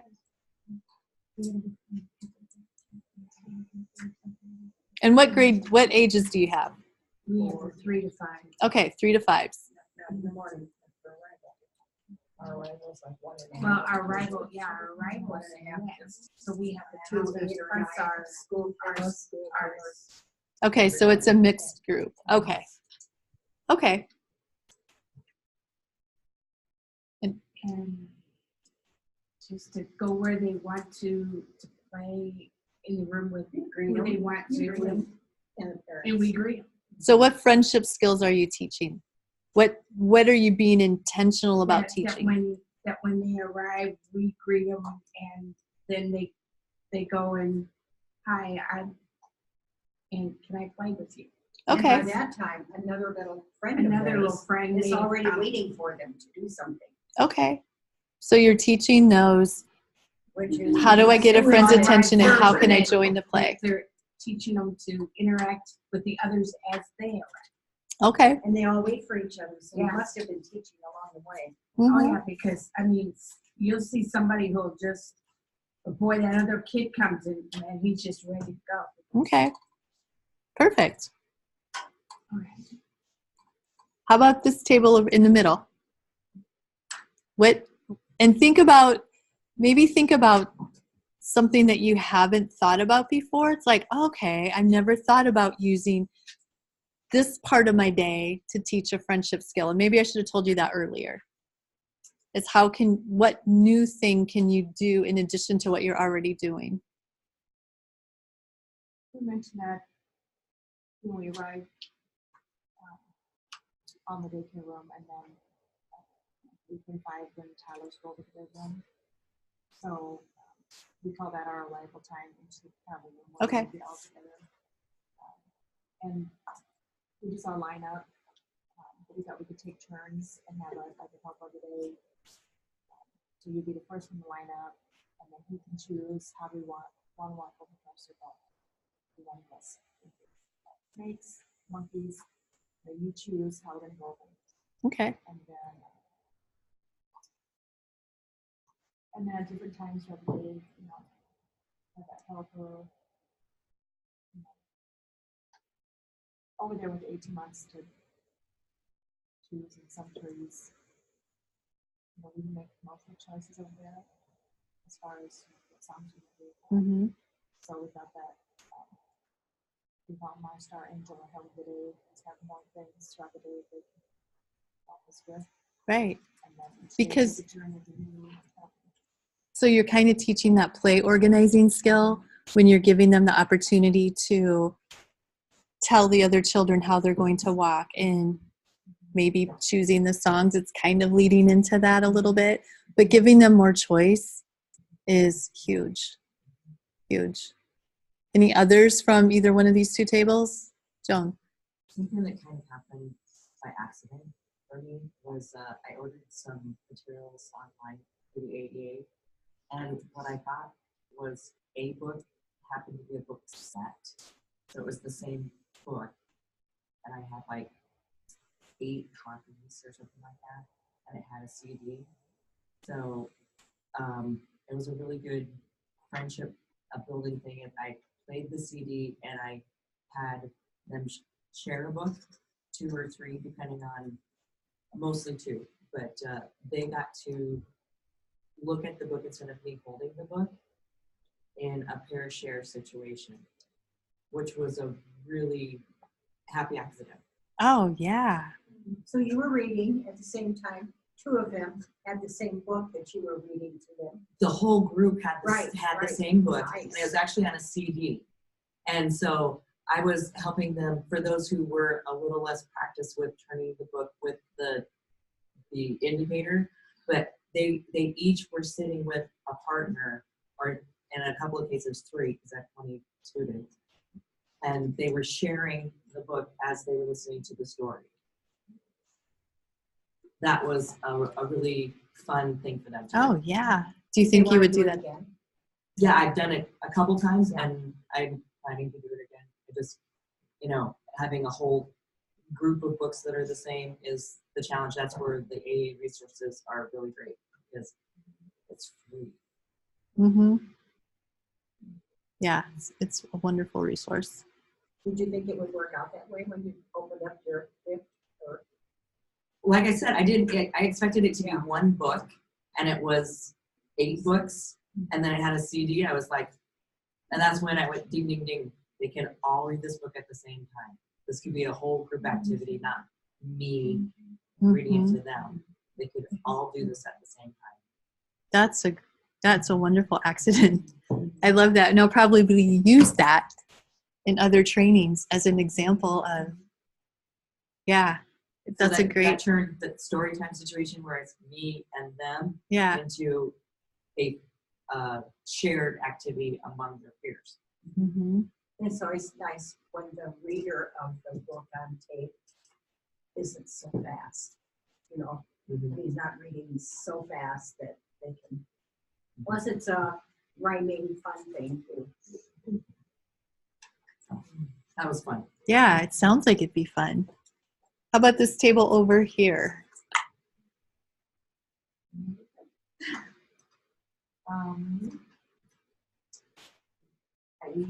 Well, we talked about like having a snack helper. I saw this again. I saw that what you described actually in preschool yesterday. So the snack helper they were passing out, and a lot of the kids were communication was a problem. So they had to person asking was a big deal if they get the words out to ask, and then even some of them responding yes or no. Someone were using a picture or a card. Someone speaking. So it was good to see that. So they were actually expecting it, and then they had to practice 8 or 9 times asking. Yeah. Do you want snack? Is all they said. Do you want snack? Okay. Yeah, so it was a big deal. It is a big deal, and it's just being more. And we use the word a lot, intentional, but just really being intentional. It's like, okay, I got to teach these friendship skills because I want to get another 15% of my kids acting like a friend and not having so many behavior problems. So if I can be intentional and get this stuff embedded throughout my day, I'm going to hit that extra 18%. Would have been awesome if we all would have been in that era. We have learned all this as young children ourselves. Oh, I know it. No, I know I'm not speaking anything that's making sense right now, but wow. No, and I say that so much. If I could have all of everything I've learned since I quit teaching, if I could take all of that and go back into the classroom, I would be such a better teacher. I'd like to be a little girl. Oh, could you imagine? Any age, you could like to Yes. know some of the social skills. And just walking into a classroom where you know you're going to be loved and respected, and everyone, I don't know, it's just, yeah, it's amazing to grow up into an environment like that. Think of the kids we're going to influence. It's important right now that we instill this in the children. Oh, right it's now so important. and not think about the negative. Mm-hmm. Sometimes where kids come, you guys are their only safe place that they have. So we have to really remember, we got to keep it safe for them. We have to keep it welcoming for them. We have to be their safe place, because we know some don't get to go home to that, and that's tough. All right, guys, brain break time. Everybody stand up. We're gonna do a little move and freeze. I like this one because it kind of teaches us that stop and go, wait, start. So we all know when it says move, we move, and when we freeze, we freeze.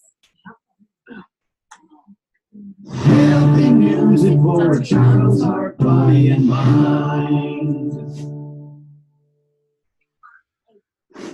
Move and Freeze from the award-winning CD, Brain Boogie Boosters by The Learning Station. Come on, move and freeze. Come on, move and freeze. Come on, move and freeze. Come on, move and freeze. Put your right hand on your left knee, your left hand on your right. Your knees move in and out, your hands stay tight. Now keep on with your moving, but switch hands on your knees. Keep on moving in and out till we say freeze. Come on, move and freeze. Come on, move and freeze. Come on, move and freeze. Come on, move and freeze. Put one hand across your shoulder, one hand across your back. Now jump in place. Do you like it like that? Yeah! Now switch hands across your shoulder and switch hands across your back. Now just be nimble, just be quick, just like Jack. Come on, jump and freeze. Come on, jump and freeze. Come on, jump and freeze. Come on, jump and freeze. Everybody shake your body from your head down to your feet. And don't stop shaking until we stop the beat. Shake it to the east and shake it to the west. Shake it, shake it, shake it with my friends who are the best. Come on, shake and freeze. Come on, shake and freeze. Come on, shake and freeze. Come on, shake and freeze. Put your right hand on your head, your left on someone's knee. Now turn once in a circle and buzz like a bee. Now turn the other way, don't let go or lose your spot. Keep turning left, keep turning right, until the music stops. Come on, turn and freeze. Come on, turn and freeze. Come on, turn and freeze. Come on, turn and freeze. All right, you can move now. Riddle time. Which weighs more, 1,000 pounds of feathers or 1,000 pounds of bricks? Please let us know your answer in the comment section below. You can get Move and Freeze on Brain Boogie Boosters. It was the same. You are correct. 1,000 pounds is 1,000 pounds. All right. Do you need a break? Okay. Take a 5-minute break. Tell you what, 7:30, come back.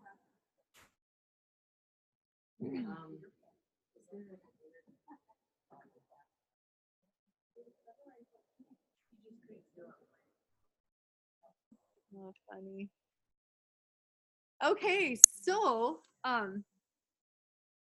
social skills, again, this is that same slide, and social skills are so important.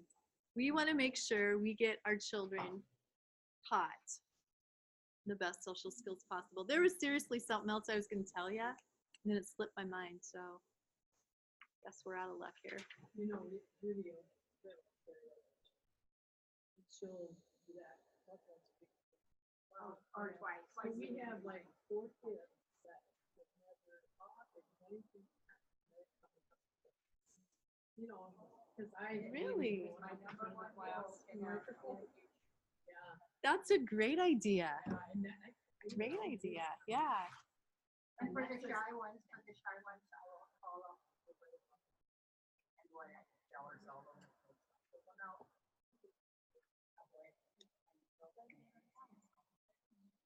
They don't mind me Mm-hmm. for the shy ones. That's wonderful.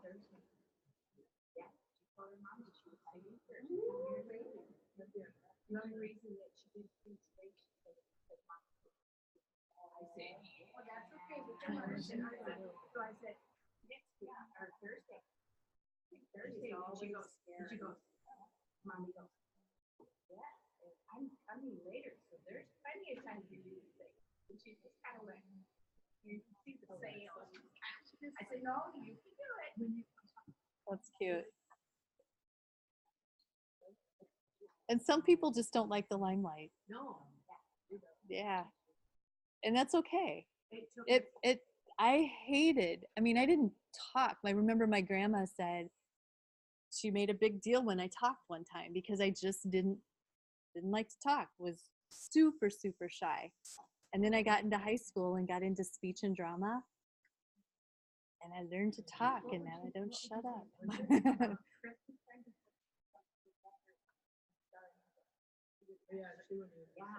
Okay. Right. Yeah, and just like encourage, and Yeah, and that's all right.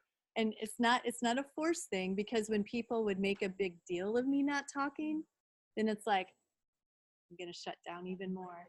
So just encourage with just that. You can do it. I know you can do it. We're going to talk next about emotional literacy. Emotional literacy is the ability to identify, understand, and express emotions in a healthy way. Some people kind of call it your EQ, your emotional quotient. And one of the things that, one of the trainings I went to, it said that your emotional quotient is more important than your IQ. So your EQ is more important than your IQ. And when we look back at this, it kind of correlates with this, right? It's not how good I am in school. It's how well I can get along with people. My EQ is more important than my IQ. So if our emotional quotient is so important, then we need to teach kids emotional literacy. How to identify emotions, how to understand them, and how to express them in healthy ways. Children with strong emotional literacy, they have that strong foundation in emotional literacy. They tolerate frustration better. Do we want this with our kids? Absolutely. They get into fewer fights. They engage in less destructive behaviors. They're healthier. They're less lonely. They're less impulsive. And as a side note, they have greater academic achievement just because they're emotionally literate. So how can we get them that way? These next 3 slides aren't in your PowerPoint. They're just 3 extra slides, so I'm going to go through them quickly. Remember when we talked about resilience, being able to bounce back, that ability to bounce back? Well, one of the characteristics of being resilient, in addition to attachment and initiative, it's self-regulation. So when children are able to, when they have emotional literacy, one of the things that they're then able to do is to self-regulate, because they learn to identify their emotions, and so they learn how to regulate their emotions. So self-regulation is just another way we can help kids become resilient to all these bad things that are happening in their lives. Kids who are able to self-regulate handle frustration well. They adjust better to changes in their routine. They're able to calm themselves down. They can follow that daily routine. Kids who can self-regulate can share with other children. They calm themselves down when they're upset. They listen to and respect others, and they accept another choice when what they want the first time isn't available. Those are kids who can self-regulate. This is something that those of you that teach the little tiny ones, it's totally tied to attachment and bonding, and it starts in the womb.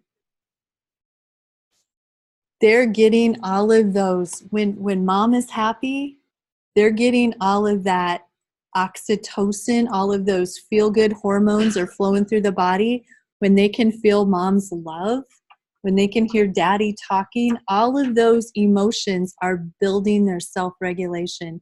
If mom is upset and stressed, kids are going to have, already coming out of the womb, a harder time self-regulating because they haven't had those calming hormones. Trauma impacts how we self-regulate. Role modeling is very important. This is where we talked about say I feel rather than I am. And I told you that, right? Didn't tell you that? This was a great workshop that I went to. This Debbie Allen, she said, instead of saying, I'm so angry, we need to say, I feel so angry. Because it tells us 2 things. If I say, if you like to play with the English language, the word am and is kind of like an equal sign. So if you say, I am angry, I can also say, angry am I. That means I'm just an angry person. I equals angry. But if you say, I feel angry, feelings can change. So I'm not Brenda the angry one. I just feel angry right now and my feeling can change. Does that make sense? So we try to use the word, I'm trying to do better at saying I feel a certain way versus I am a certain way. And the last thing I want you to remember, punishment does not help children regulate. If we want to help children learn to self-regulate, to calm down, to get to calm, to learn to manage their behaviors, punishment doesn't help with that. That's just an external factor getting kids to do what you want them to do, but it's not teaching them or how to regulate their own selves. So when you guys think of emotion words,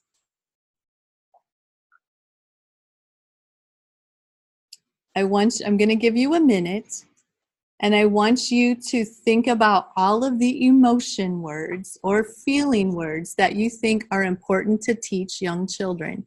You're going to write them down on the back of something, piece of paper, so find a piece of paper that you can write on. I don't think I have extras. Oh, nope. Does everybody have a piece of paper? Because this is a competition. It is a competition. Yeah. I got to make sure I'm recording. Yes, I am. Okay. So when I say go, you're going to write down as many emotion words as you can think of. Do you want to work with a partner or not? You're partnering? You can work with a partner if you choose.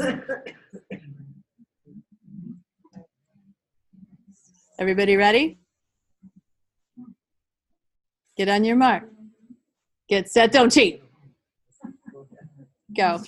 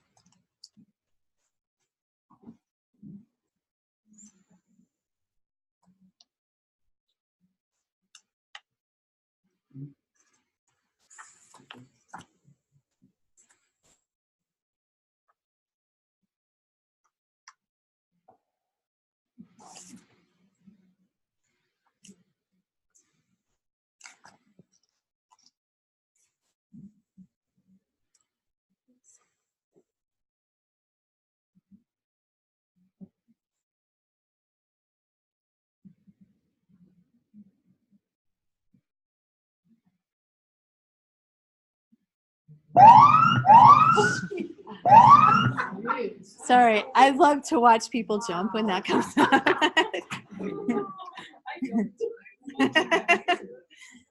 Your time is up.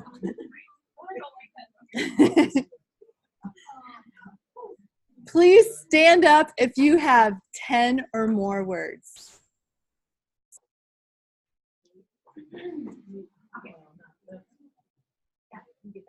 Okay. Keep standing if you have 12 or more. Keep standing if you have 15 or more. Keep standing if you have 18 or more. How many did you guys have? 14. How many did you guys have? 15. Anybody else have more than 15?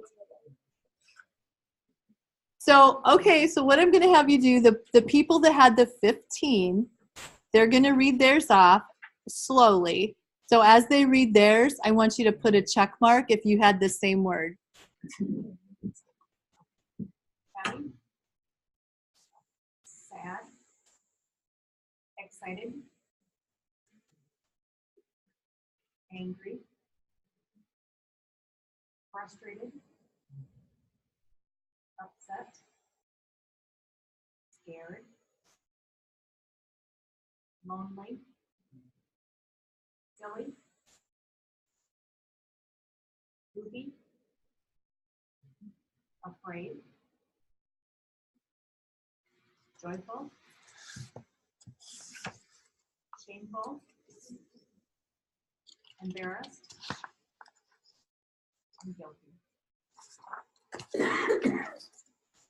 All right, thank you.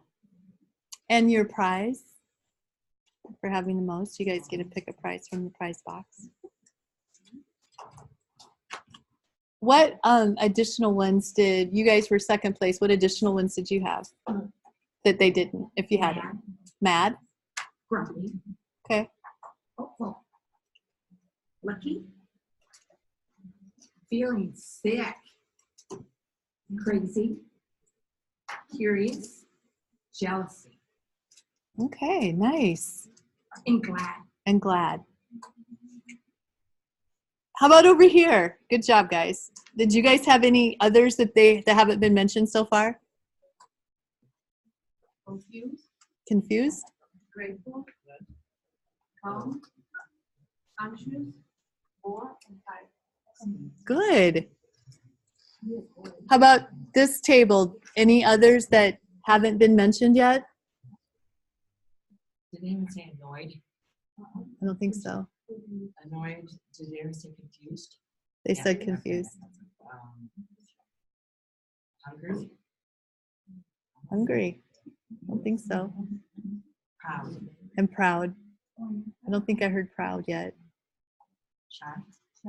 Mm-mm. Bored. We said Determined. determined. Okay. And fulfilled? Ooh, like. And hopeful. Okay. Great, great words. Which of these words do you think are important to teach children? Who said all of them? All of them. Yes. All of these words are important. If there are 1,000 emotion words, teach them 1,000 emotion words, because the more words they have, the more emotionally literate they'll become, and the better off they're going to be when it comes to being able to manage their feelings, recognize other people's feelings, and then learn to control theirs. The next task I want you guys to do is I want you to, and this is just an observation I've made, I want you to count the number of what you might call a positive emotion and count the number of negative emotions you had and just see what the comparison is.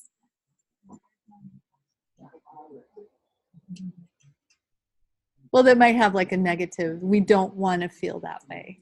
You know what I'm saying?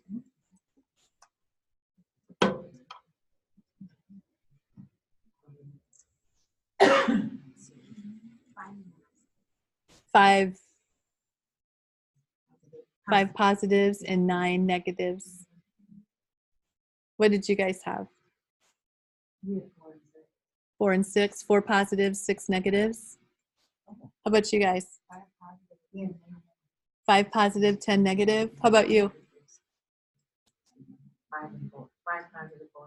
5 positive, 4 negatives. How about you guys? 4 positive, 8 negatives. Have you noticed that? Yeah. And I've noticed that too. It's like we're so easily, we seem like we focus more on the negative emotions than we do the positive. So that's been a focus of my own. I need to try to use more what I would call positive words and not, maybe not, I still want to do the negative ones, but I want to give them more positive options too. Words like elated and proud and joyful. We've kind of come to talking on this, that these examples of the program like behavior expectations, that list of words is awesome. Yeah. Yeah, I blew it up so that. Good idea. Really good idea. Like you say, be respectful, be a team player. It's just, we all keep saying those over and Mm-hmm. I think anything we can do to help kids know that this is a safe place to be. I'm going to teach you how to be a responsible, wonderful human, and I love you however you are. It's, I don't know. Kids are just amazing. I love my children. This is an article I want you guys to read for next time. It's called Enhancing Emotional Vocabulary in Young Children, because we're going to break up into groups next week, and then you're going to summarize and present, so we really get this information in. You're also going to read this one, the green one, Helping Young Children Control Anger and Handle Disappointment. And you've got to have friends. So all three of these. Read through them. If you guys want to pick one and read that one and be ready to work with a team, you guys, I can divide you into groups now. Would that be better, helpful, so you don't have so much to read? Okay. How about, there's what, 16, 2, 4, 6, 8, 10, 12, 14, 15. So groups of 5. So 1, 2, 3, 4, 5. You 5. Okay, you guys are going to read Enhancing Emotional Vocabulary in Young Children. The orange one. Yep. You 5. And then Mary Lee, you're going to be with this group. So 1, 2, 3, 4, 5. You 5 will read You've Got to Have Friends. And you guys have to remember, because I won't. And then you guys, and then the 2 people that are missing. I guess there's 2. So there'll be 6 people in this group. And then we'll have an extra one too, because Judy R. Oh, Judy R is going to be with your group? Okay, so Judy, if you're watching this video, Judy R is going to do the Enhancing Emotional Vocabulary, the salmon colored one, orange. And then Mary Holtz will be with you guys. And so you're going to do Helping Young Children Control Anger and Handle Disappointment, the green one. Is it okay? Yeah, that's okay. So you guys will just have 4. Is that okay? Okay, that works. You still want us to read all 3, but still. You can read all 3. It's great if you can read all 3, but definitely focus in on your one. But we're not done yet tonight. I just thought, since we were talking about that, we're talking about words. So I want to show you this video. Some of you have seen it. It's only a 3-minute video.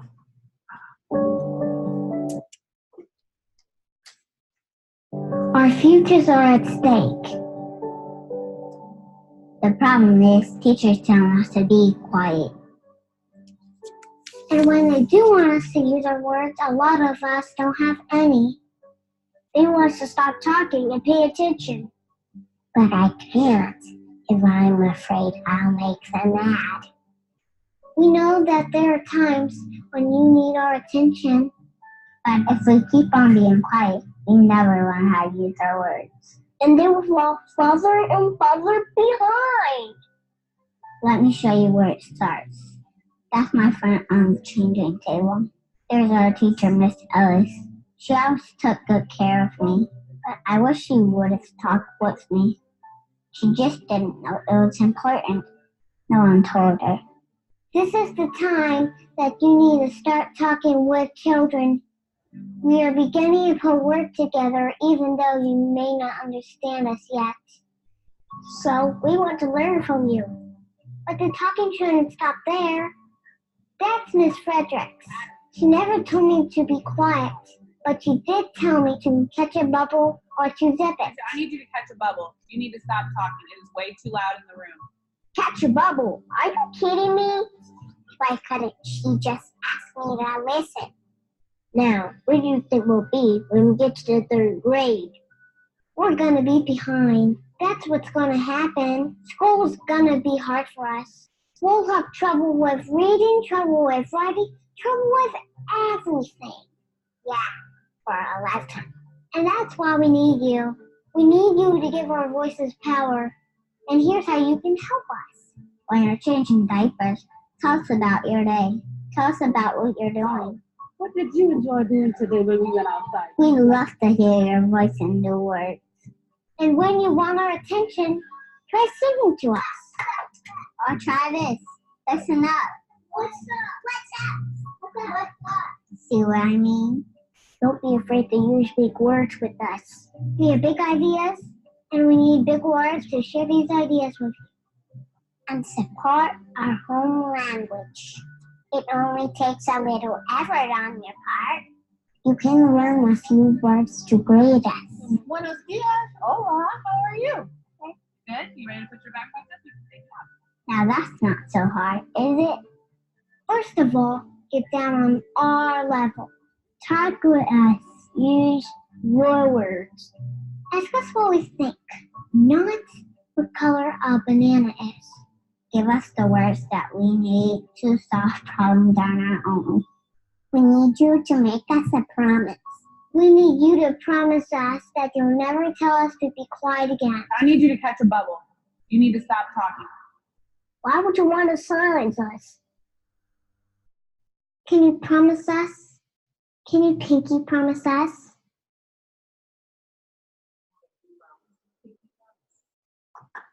Yeah, I love that video. I did that.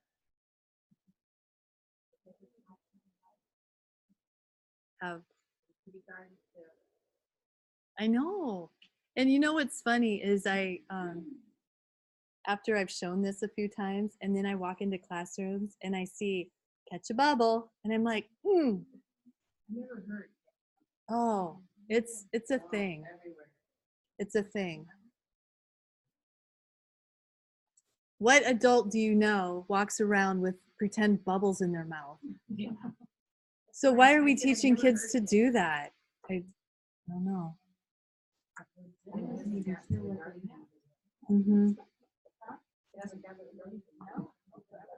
I hope it never does. So instead of saying use your words, because I do hear that a lot too, and we talked about that I think last week. We want to help children. We want to give them the words to use. So let's teach them all that emotional language, that emotional literacy. Help children develop their language to describe their feelings. You can say things like, I can help you think of how to say that. When somebody's just like screaming, it's like, I see you've got a big, strong feeling in there right now. I'm thinking you might be feeling frustrated or annoyed, or, give them some of those words. Is there a sound you can make to help us think of a word for what's inside of you right now? It might be a big giant dinosaur roar or whatever. Give them, if they're not saying words, give them a sound. Or you're frustrated. I can see it. Let's figure out why. Let's think of a word that matches what you're feeling. Kids can't use their words until you teach them helpful words to use. That's why this emotional literacy is so important. So just like we taught friendship skills, we can teach emotional literacy in a very similar way. We can do it indirectly through play or just incidental, having pictures and posters up.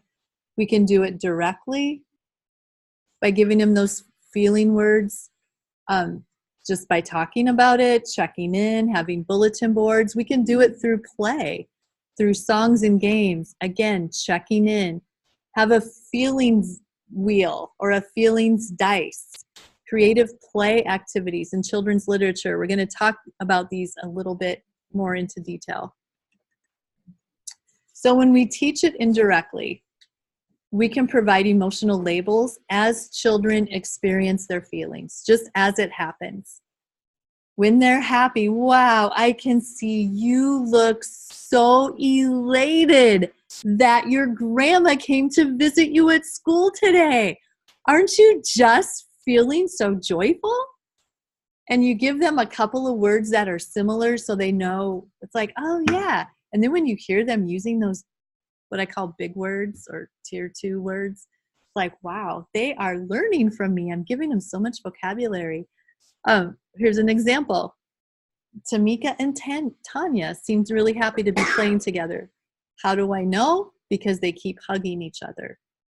So you might want to give a little bit more describing what you're seeing to help explain the word that you're using. You can do it directly. Direct instruction involves that intentional planning to teach emotional literacy. You can have different pictures and say, okay, guys, guess how he's feeling today, and flip a picture. It could be on your message board. I think we talked about message boards last time. We've got a poster word that, you know, a sad look, that happy. Okay. Yeah, some people do it, how do I feel today, when they check in the morning and they put their little name card in the box that shows how they feel. And if they want to change how they feel later, that's okay, because you know what? Feelings change. What's nice about that is if a child comes in and they put it in the sad spot, then the teacher knows directly. She's like, oh, wow, I better talk to Tim today because I see he's feeling sad. I want to know why. Like how many choices of boxes do you have? That one usually has about 9. It's a pre-bought. It's a fabricated one you can buy in a store. The one I've seen, and there might be some pictures of it too. I think it has like 9. But you can make your own. On that Cephal website, there's I think there's like probably 15 different ones.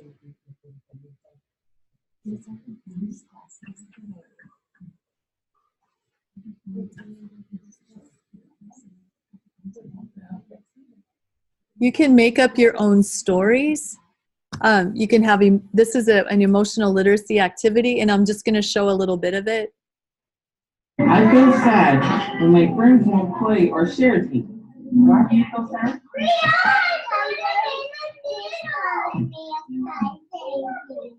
Did you tell her something like that? And she still won't stop? What can we do to ask her to stop if she won't listen? What is your idea? You can move away from her. Do you feel angry when she calls you names too? This says, I feel angry when one of my friends takes a tweet from me. But it can also say, I feel angry when one of my friends calls me.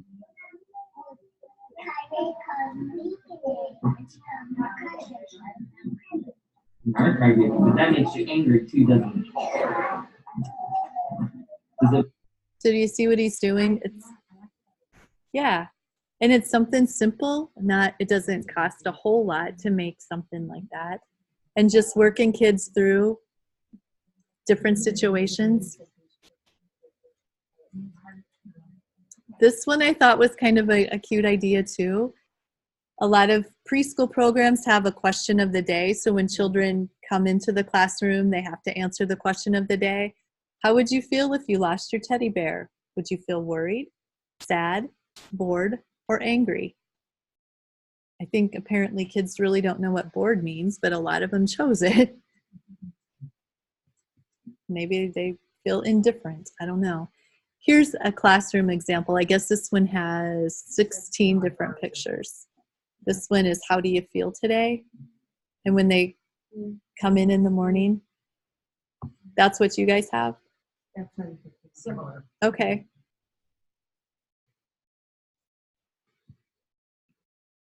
Here's a feelings bulletin board.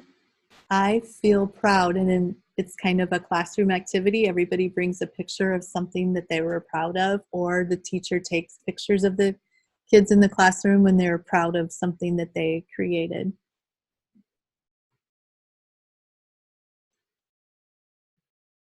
This is another activity, another emotional literacy activity. The teacher's helping, I think they're using art.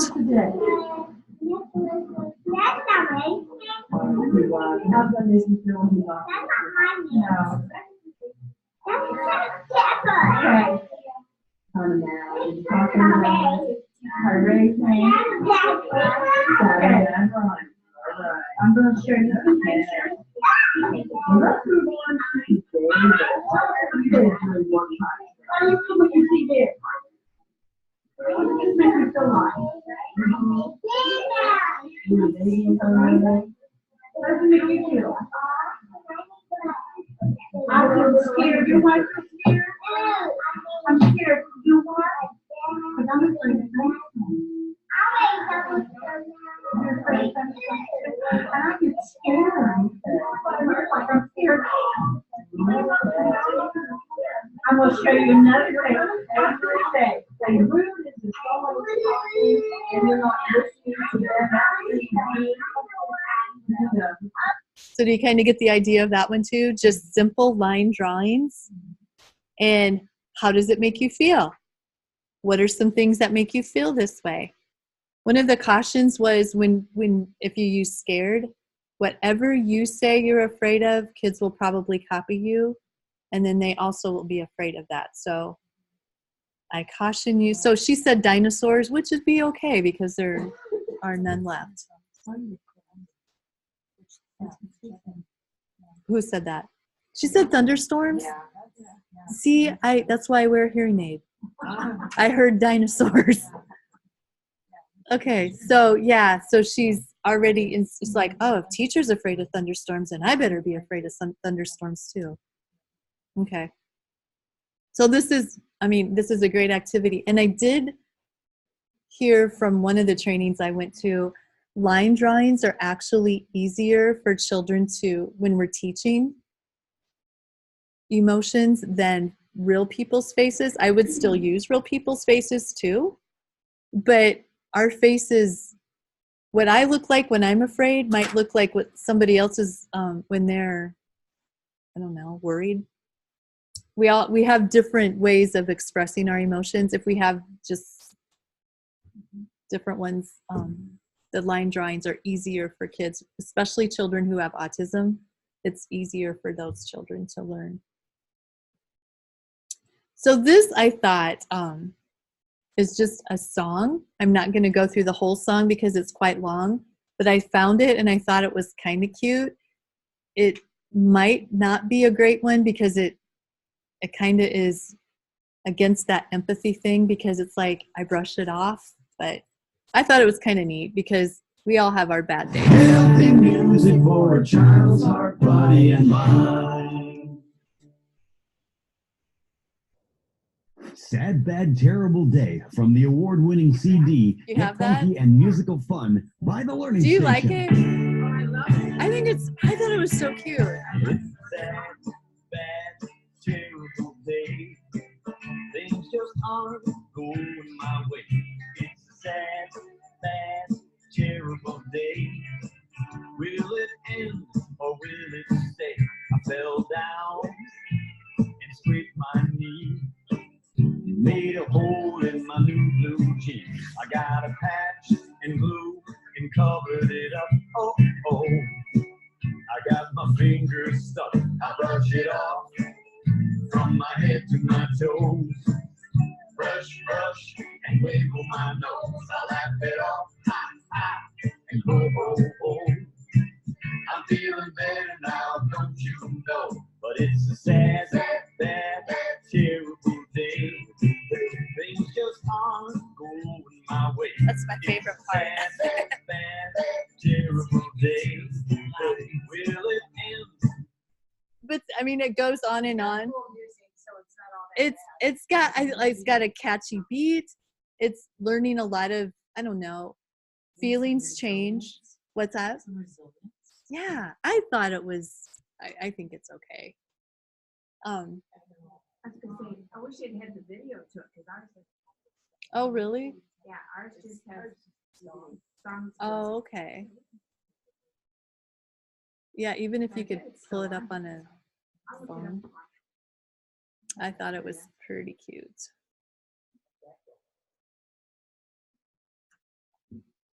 There's other other songs you can use. Here's some examples. The Story of My Feeling, which I've never heard that. Never heard any of these other ones. You've heard that one? Yeah. Oh, yeah. Okay. The one when you're feeling angry. Yeah. I love her. Okay. I like Raffy. I'm familiar with Raffi. Of course, if you're happy and you know it.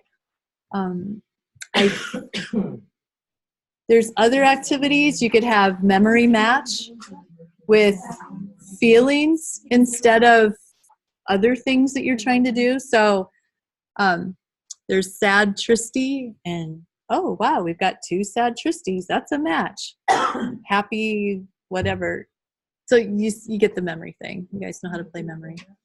There's the feeling wheel. You spin the wheel. Feelings dice, those are super easy to make. If you just take an old Kleenex box, and this one I'd use for math too, but you can put just the emotions. So like what I like to do with it, sing the Happy and You Know It song. So you get a kid out there, it's their turn, they roll the die. What popped up on top? Happy. How do you show that you're happy? What are some things? Well, I clap my hands. All right. Everybody sing. If you're happy and you know, clap your hands. If you're happy and you know, clap your hands. If you're happy and you know, then your face will surely show it. If you're happy and you know, clap your hands. All right. You're next. And what popped up? It's surprise. What do you do when you're surprised? All right. If you're happy and you know it, gasp, oh. If you're happy and you know it, gasp, oh. If you're happy and you know it. I'm sorry, not happy. If you're surprised and you know it, then your face will surely show it. If you're surprised and you know it, gasp, oh. All right. And one more. You're up. Hey, Jeannie. Just roll it. What reads on top? You can roll it yourself. Mad? Oh. You're mad. You're loved. What does your body do when you feel loved? What do you look like? You know it, give a hug. All right, so she's gonna hug herself. When we're loved and you know it, give a hug. When we're loved and you know it, give a hug. When we're loved and you know it, then your body really shows it. When you're loved and you know it, give a hug. So that's a feelings dice. Super easy to make and very inexpensive.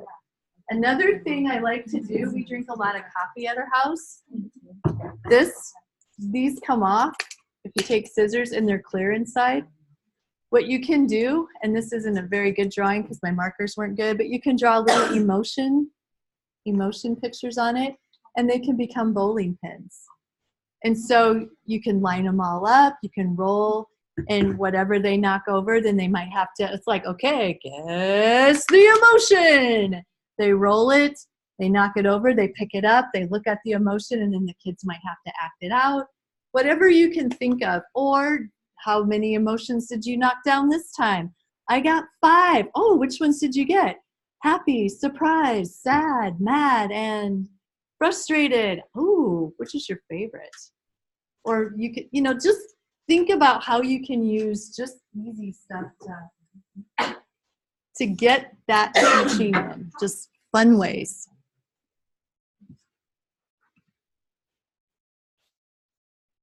Here's what those,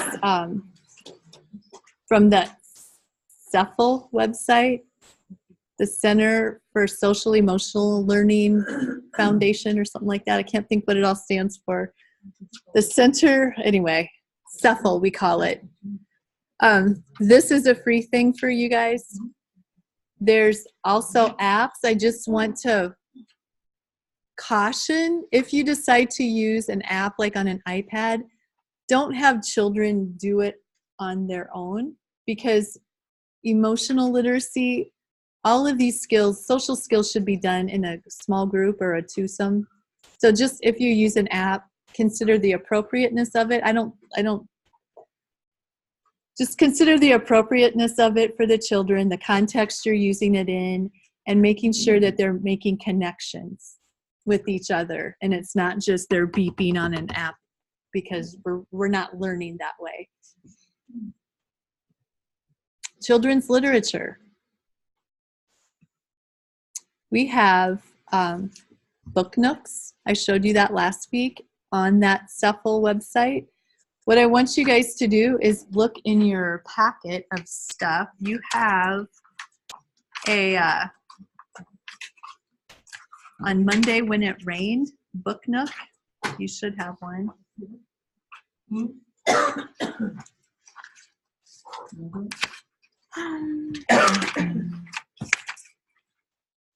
Can't find it, but I just saw it, so I know it's in here. Yes, it looks like that. So this is the book on Monday when it rained. So if you were my students and I was going to teach you this, I would read it to you like this. This would be the first time maybe that I would read it. The Book Nooks are so nice because they have what you can do the first time through, what you could do the second time through. They vary on what they tell you to do. Sometimes they'll give you an art activity, sometimes a physical activity. But you're my students right now. So, boys and girls, I'm going to read you this book called On Monday When It Rains. And it's written by Cheryl Katchemeister. And the person who took the pictures for this book, his name is Tom Bertholomew. I'm probably pronouncing names wrong, but it's okay. So on Monday when it rained, have you guys ever come to school on a Monday before? Or to childcare on a Monday? Sometimes you come to school on Mondays. Sometimes it rains. I wonder if the boy in this book is going to ever feel like we do. I wonder. On Monday when it rained. On Monday when it rained, my mother said I couldn't play outside. I wanted to ride my new red bike with the blue horn to my friend Maggie's house. I was... You think he was angry? How would you feel? If you were wanting to ride your new red bike to your friend's house and your mom said, no, you can't go because it rained. Disappointed. Be upset, disappointed, sad, angry. Let's see how he feels. No, and so when I'm asking the questions, no answer is a wrong answer because that's how you would feel and that's okay. Then I would say, let's see how he felt. Disappointed. Some of you said you would feel disappointed too. He was disappointed. On Tuesday, when my grandma came to dinner, we had macaroni and cheese and chocolate milk. I drank my chocolate milk real fast, and right before we had the cookies for dessert, I burped out loud. I was embarrassed. Is that how you would feel? Embarrassed? Let's see how he felt. He too felt embarrassed. He was embarrassed too. When we feel like we did something wrong and somebody saw us do it, that's when we feel embarrassed. On Wednesday, when I went to preschool, we drew pictures of big animals in a zoo. My teacher, Laura, said my elephant looked just like one she saw at the zoo last summer. I was excited, proud, happy. Let's see how he felt. Proud. He was proud. His teacher noticed he did something really well, and he was proud of that. On Thursday, when I watched a movie, there was this one part where a big monster ate a whole building. My sister said that monsters aren't real, but this one was green, and it had a long tail and scales, and it looked real to me. I was scared, frightened, scared. Show me what your face looks like when you're scared. That's what my face looks like when I'm scared. It's not a beautiful face. On Friday, when I went to my cousin Jamie's, she wouldn't let me play with her new dump truck in the sandbox. I always share my toys with her when she comes to my house and I have something new to play with. I was angry, upset. Angry. What does your body look like when you're angry? Oh, I gotta do very. I see your eyebrows are down. Most of you have down eyebrows when you're angry. Ready? Okay, wipe your anger off your face. On Saturday, when I got up, my mother said it was a sunny day, so we could go to the playground by the pond that has the ducks. I went there once before and played on this rope climbing thing that looked like a pirate ship. I was excited, happy, ecstatic. Excited! Woo! Look at his face. His mouth is open. He's so excited. You can see it in his eyes. On Sunday, when I called my friend Peter to see if he could come over to my house to play, his mother said he was sick. My friend Kate couldn't play either because she has to do errands with their big brother. I was disappointed, lonely, sad. He felt lonely. He felt lonely. He was all by himself. Nobody to play with. He had to play by himself.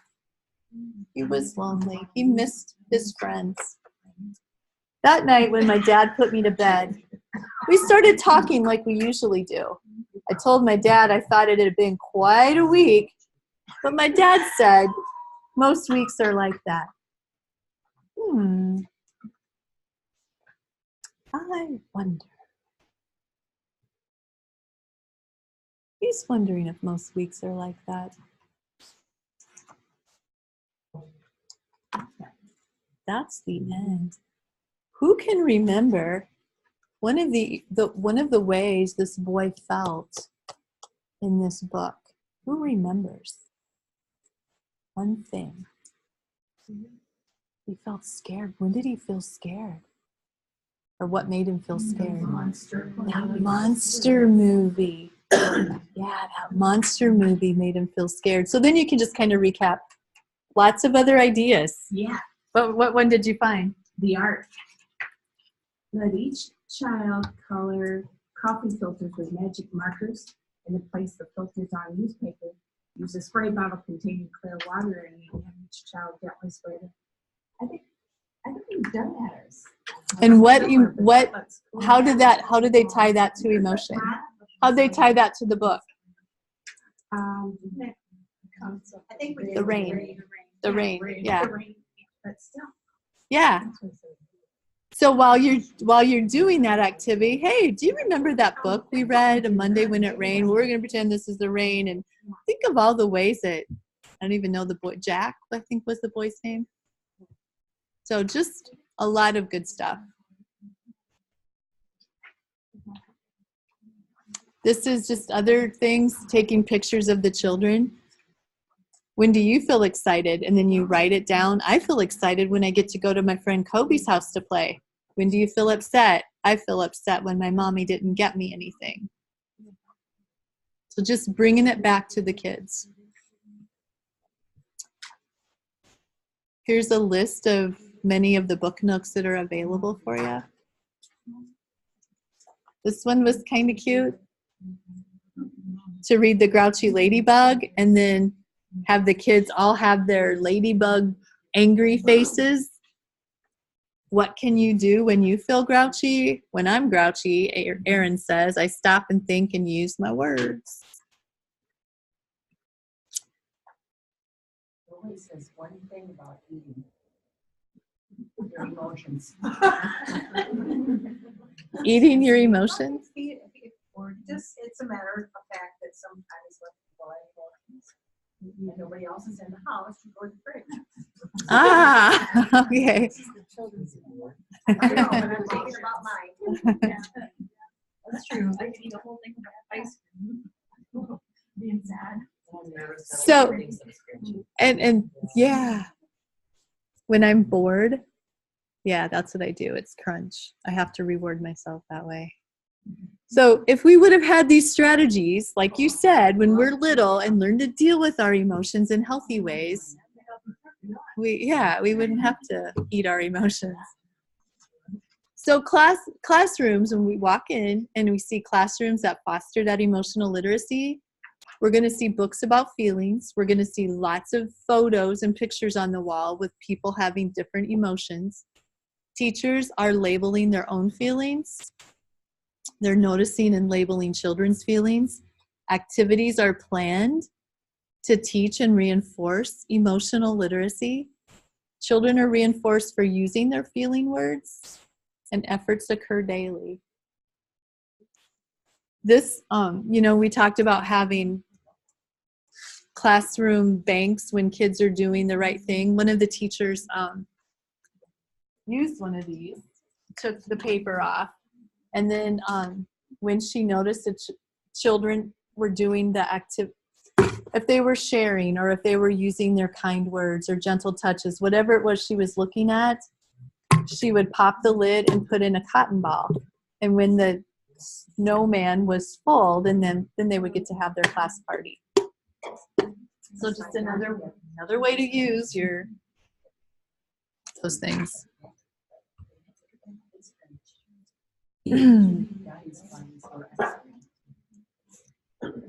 So key concepts with feelings.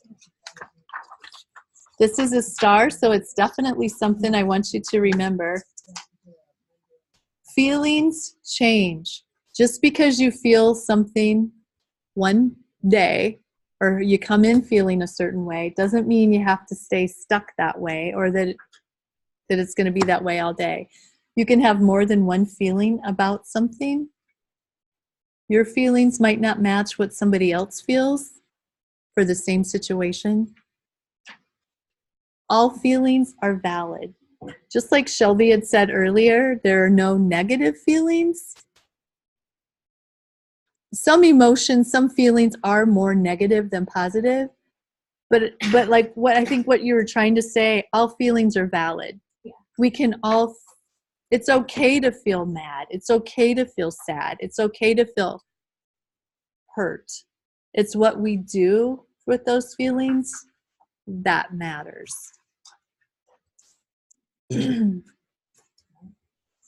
So here we are, before next class. Read those 3 articles. For sure you're one. And be ready to talk about them next time.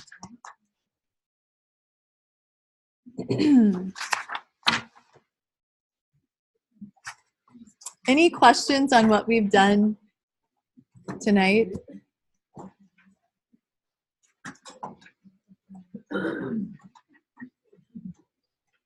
All right, then it's time for a door prize. Yes, I did. Or maybe I didn't. All right, first one is Caitlin Hoffman. You're so lucky. So lucky. All right, next person is, drum roll please. We have Keisha Hickman. Drum roll. Third winner is not here. Joan Kesinich. Fourth one. Mary Kay Jolkin.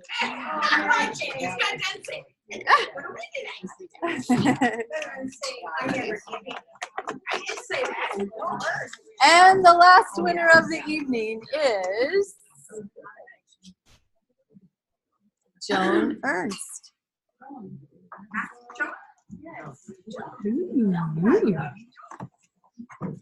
Congratulations, and I will see you guys next week. We'll have pizza. Bring your own drink because I probably won't have hot or anything. What's that? Oh yeah. What's like, write down your favorite kind on the, not the sign in, there's like another piece of just regular paper.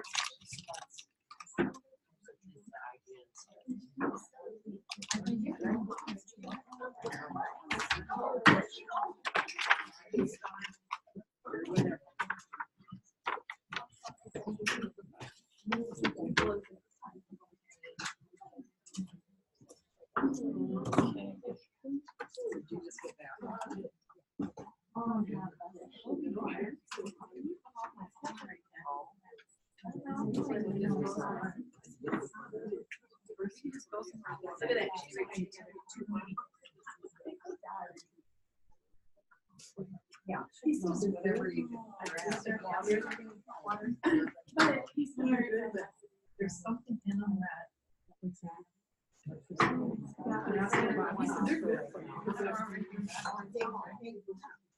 Thank you. Yeah, I do like coming over to yeah, so I'm going. I mean, that's all I did. Yeah, same.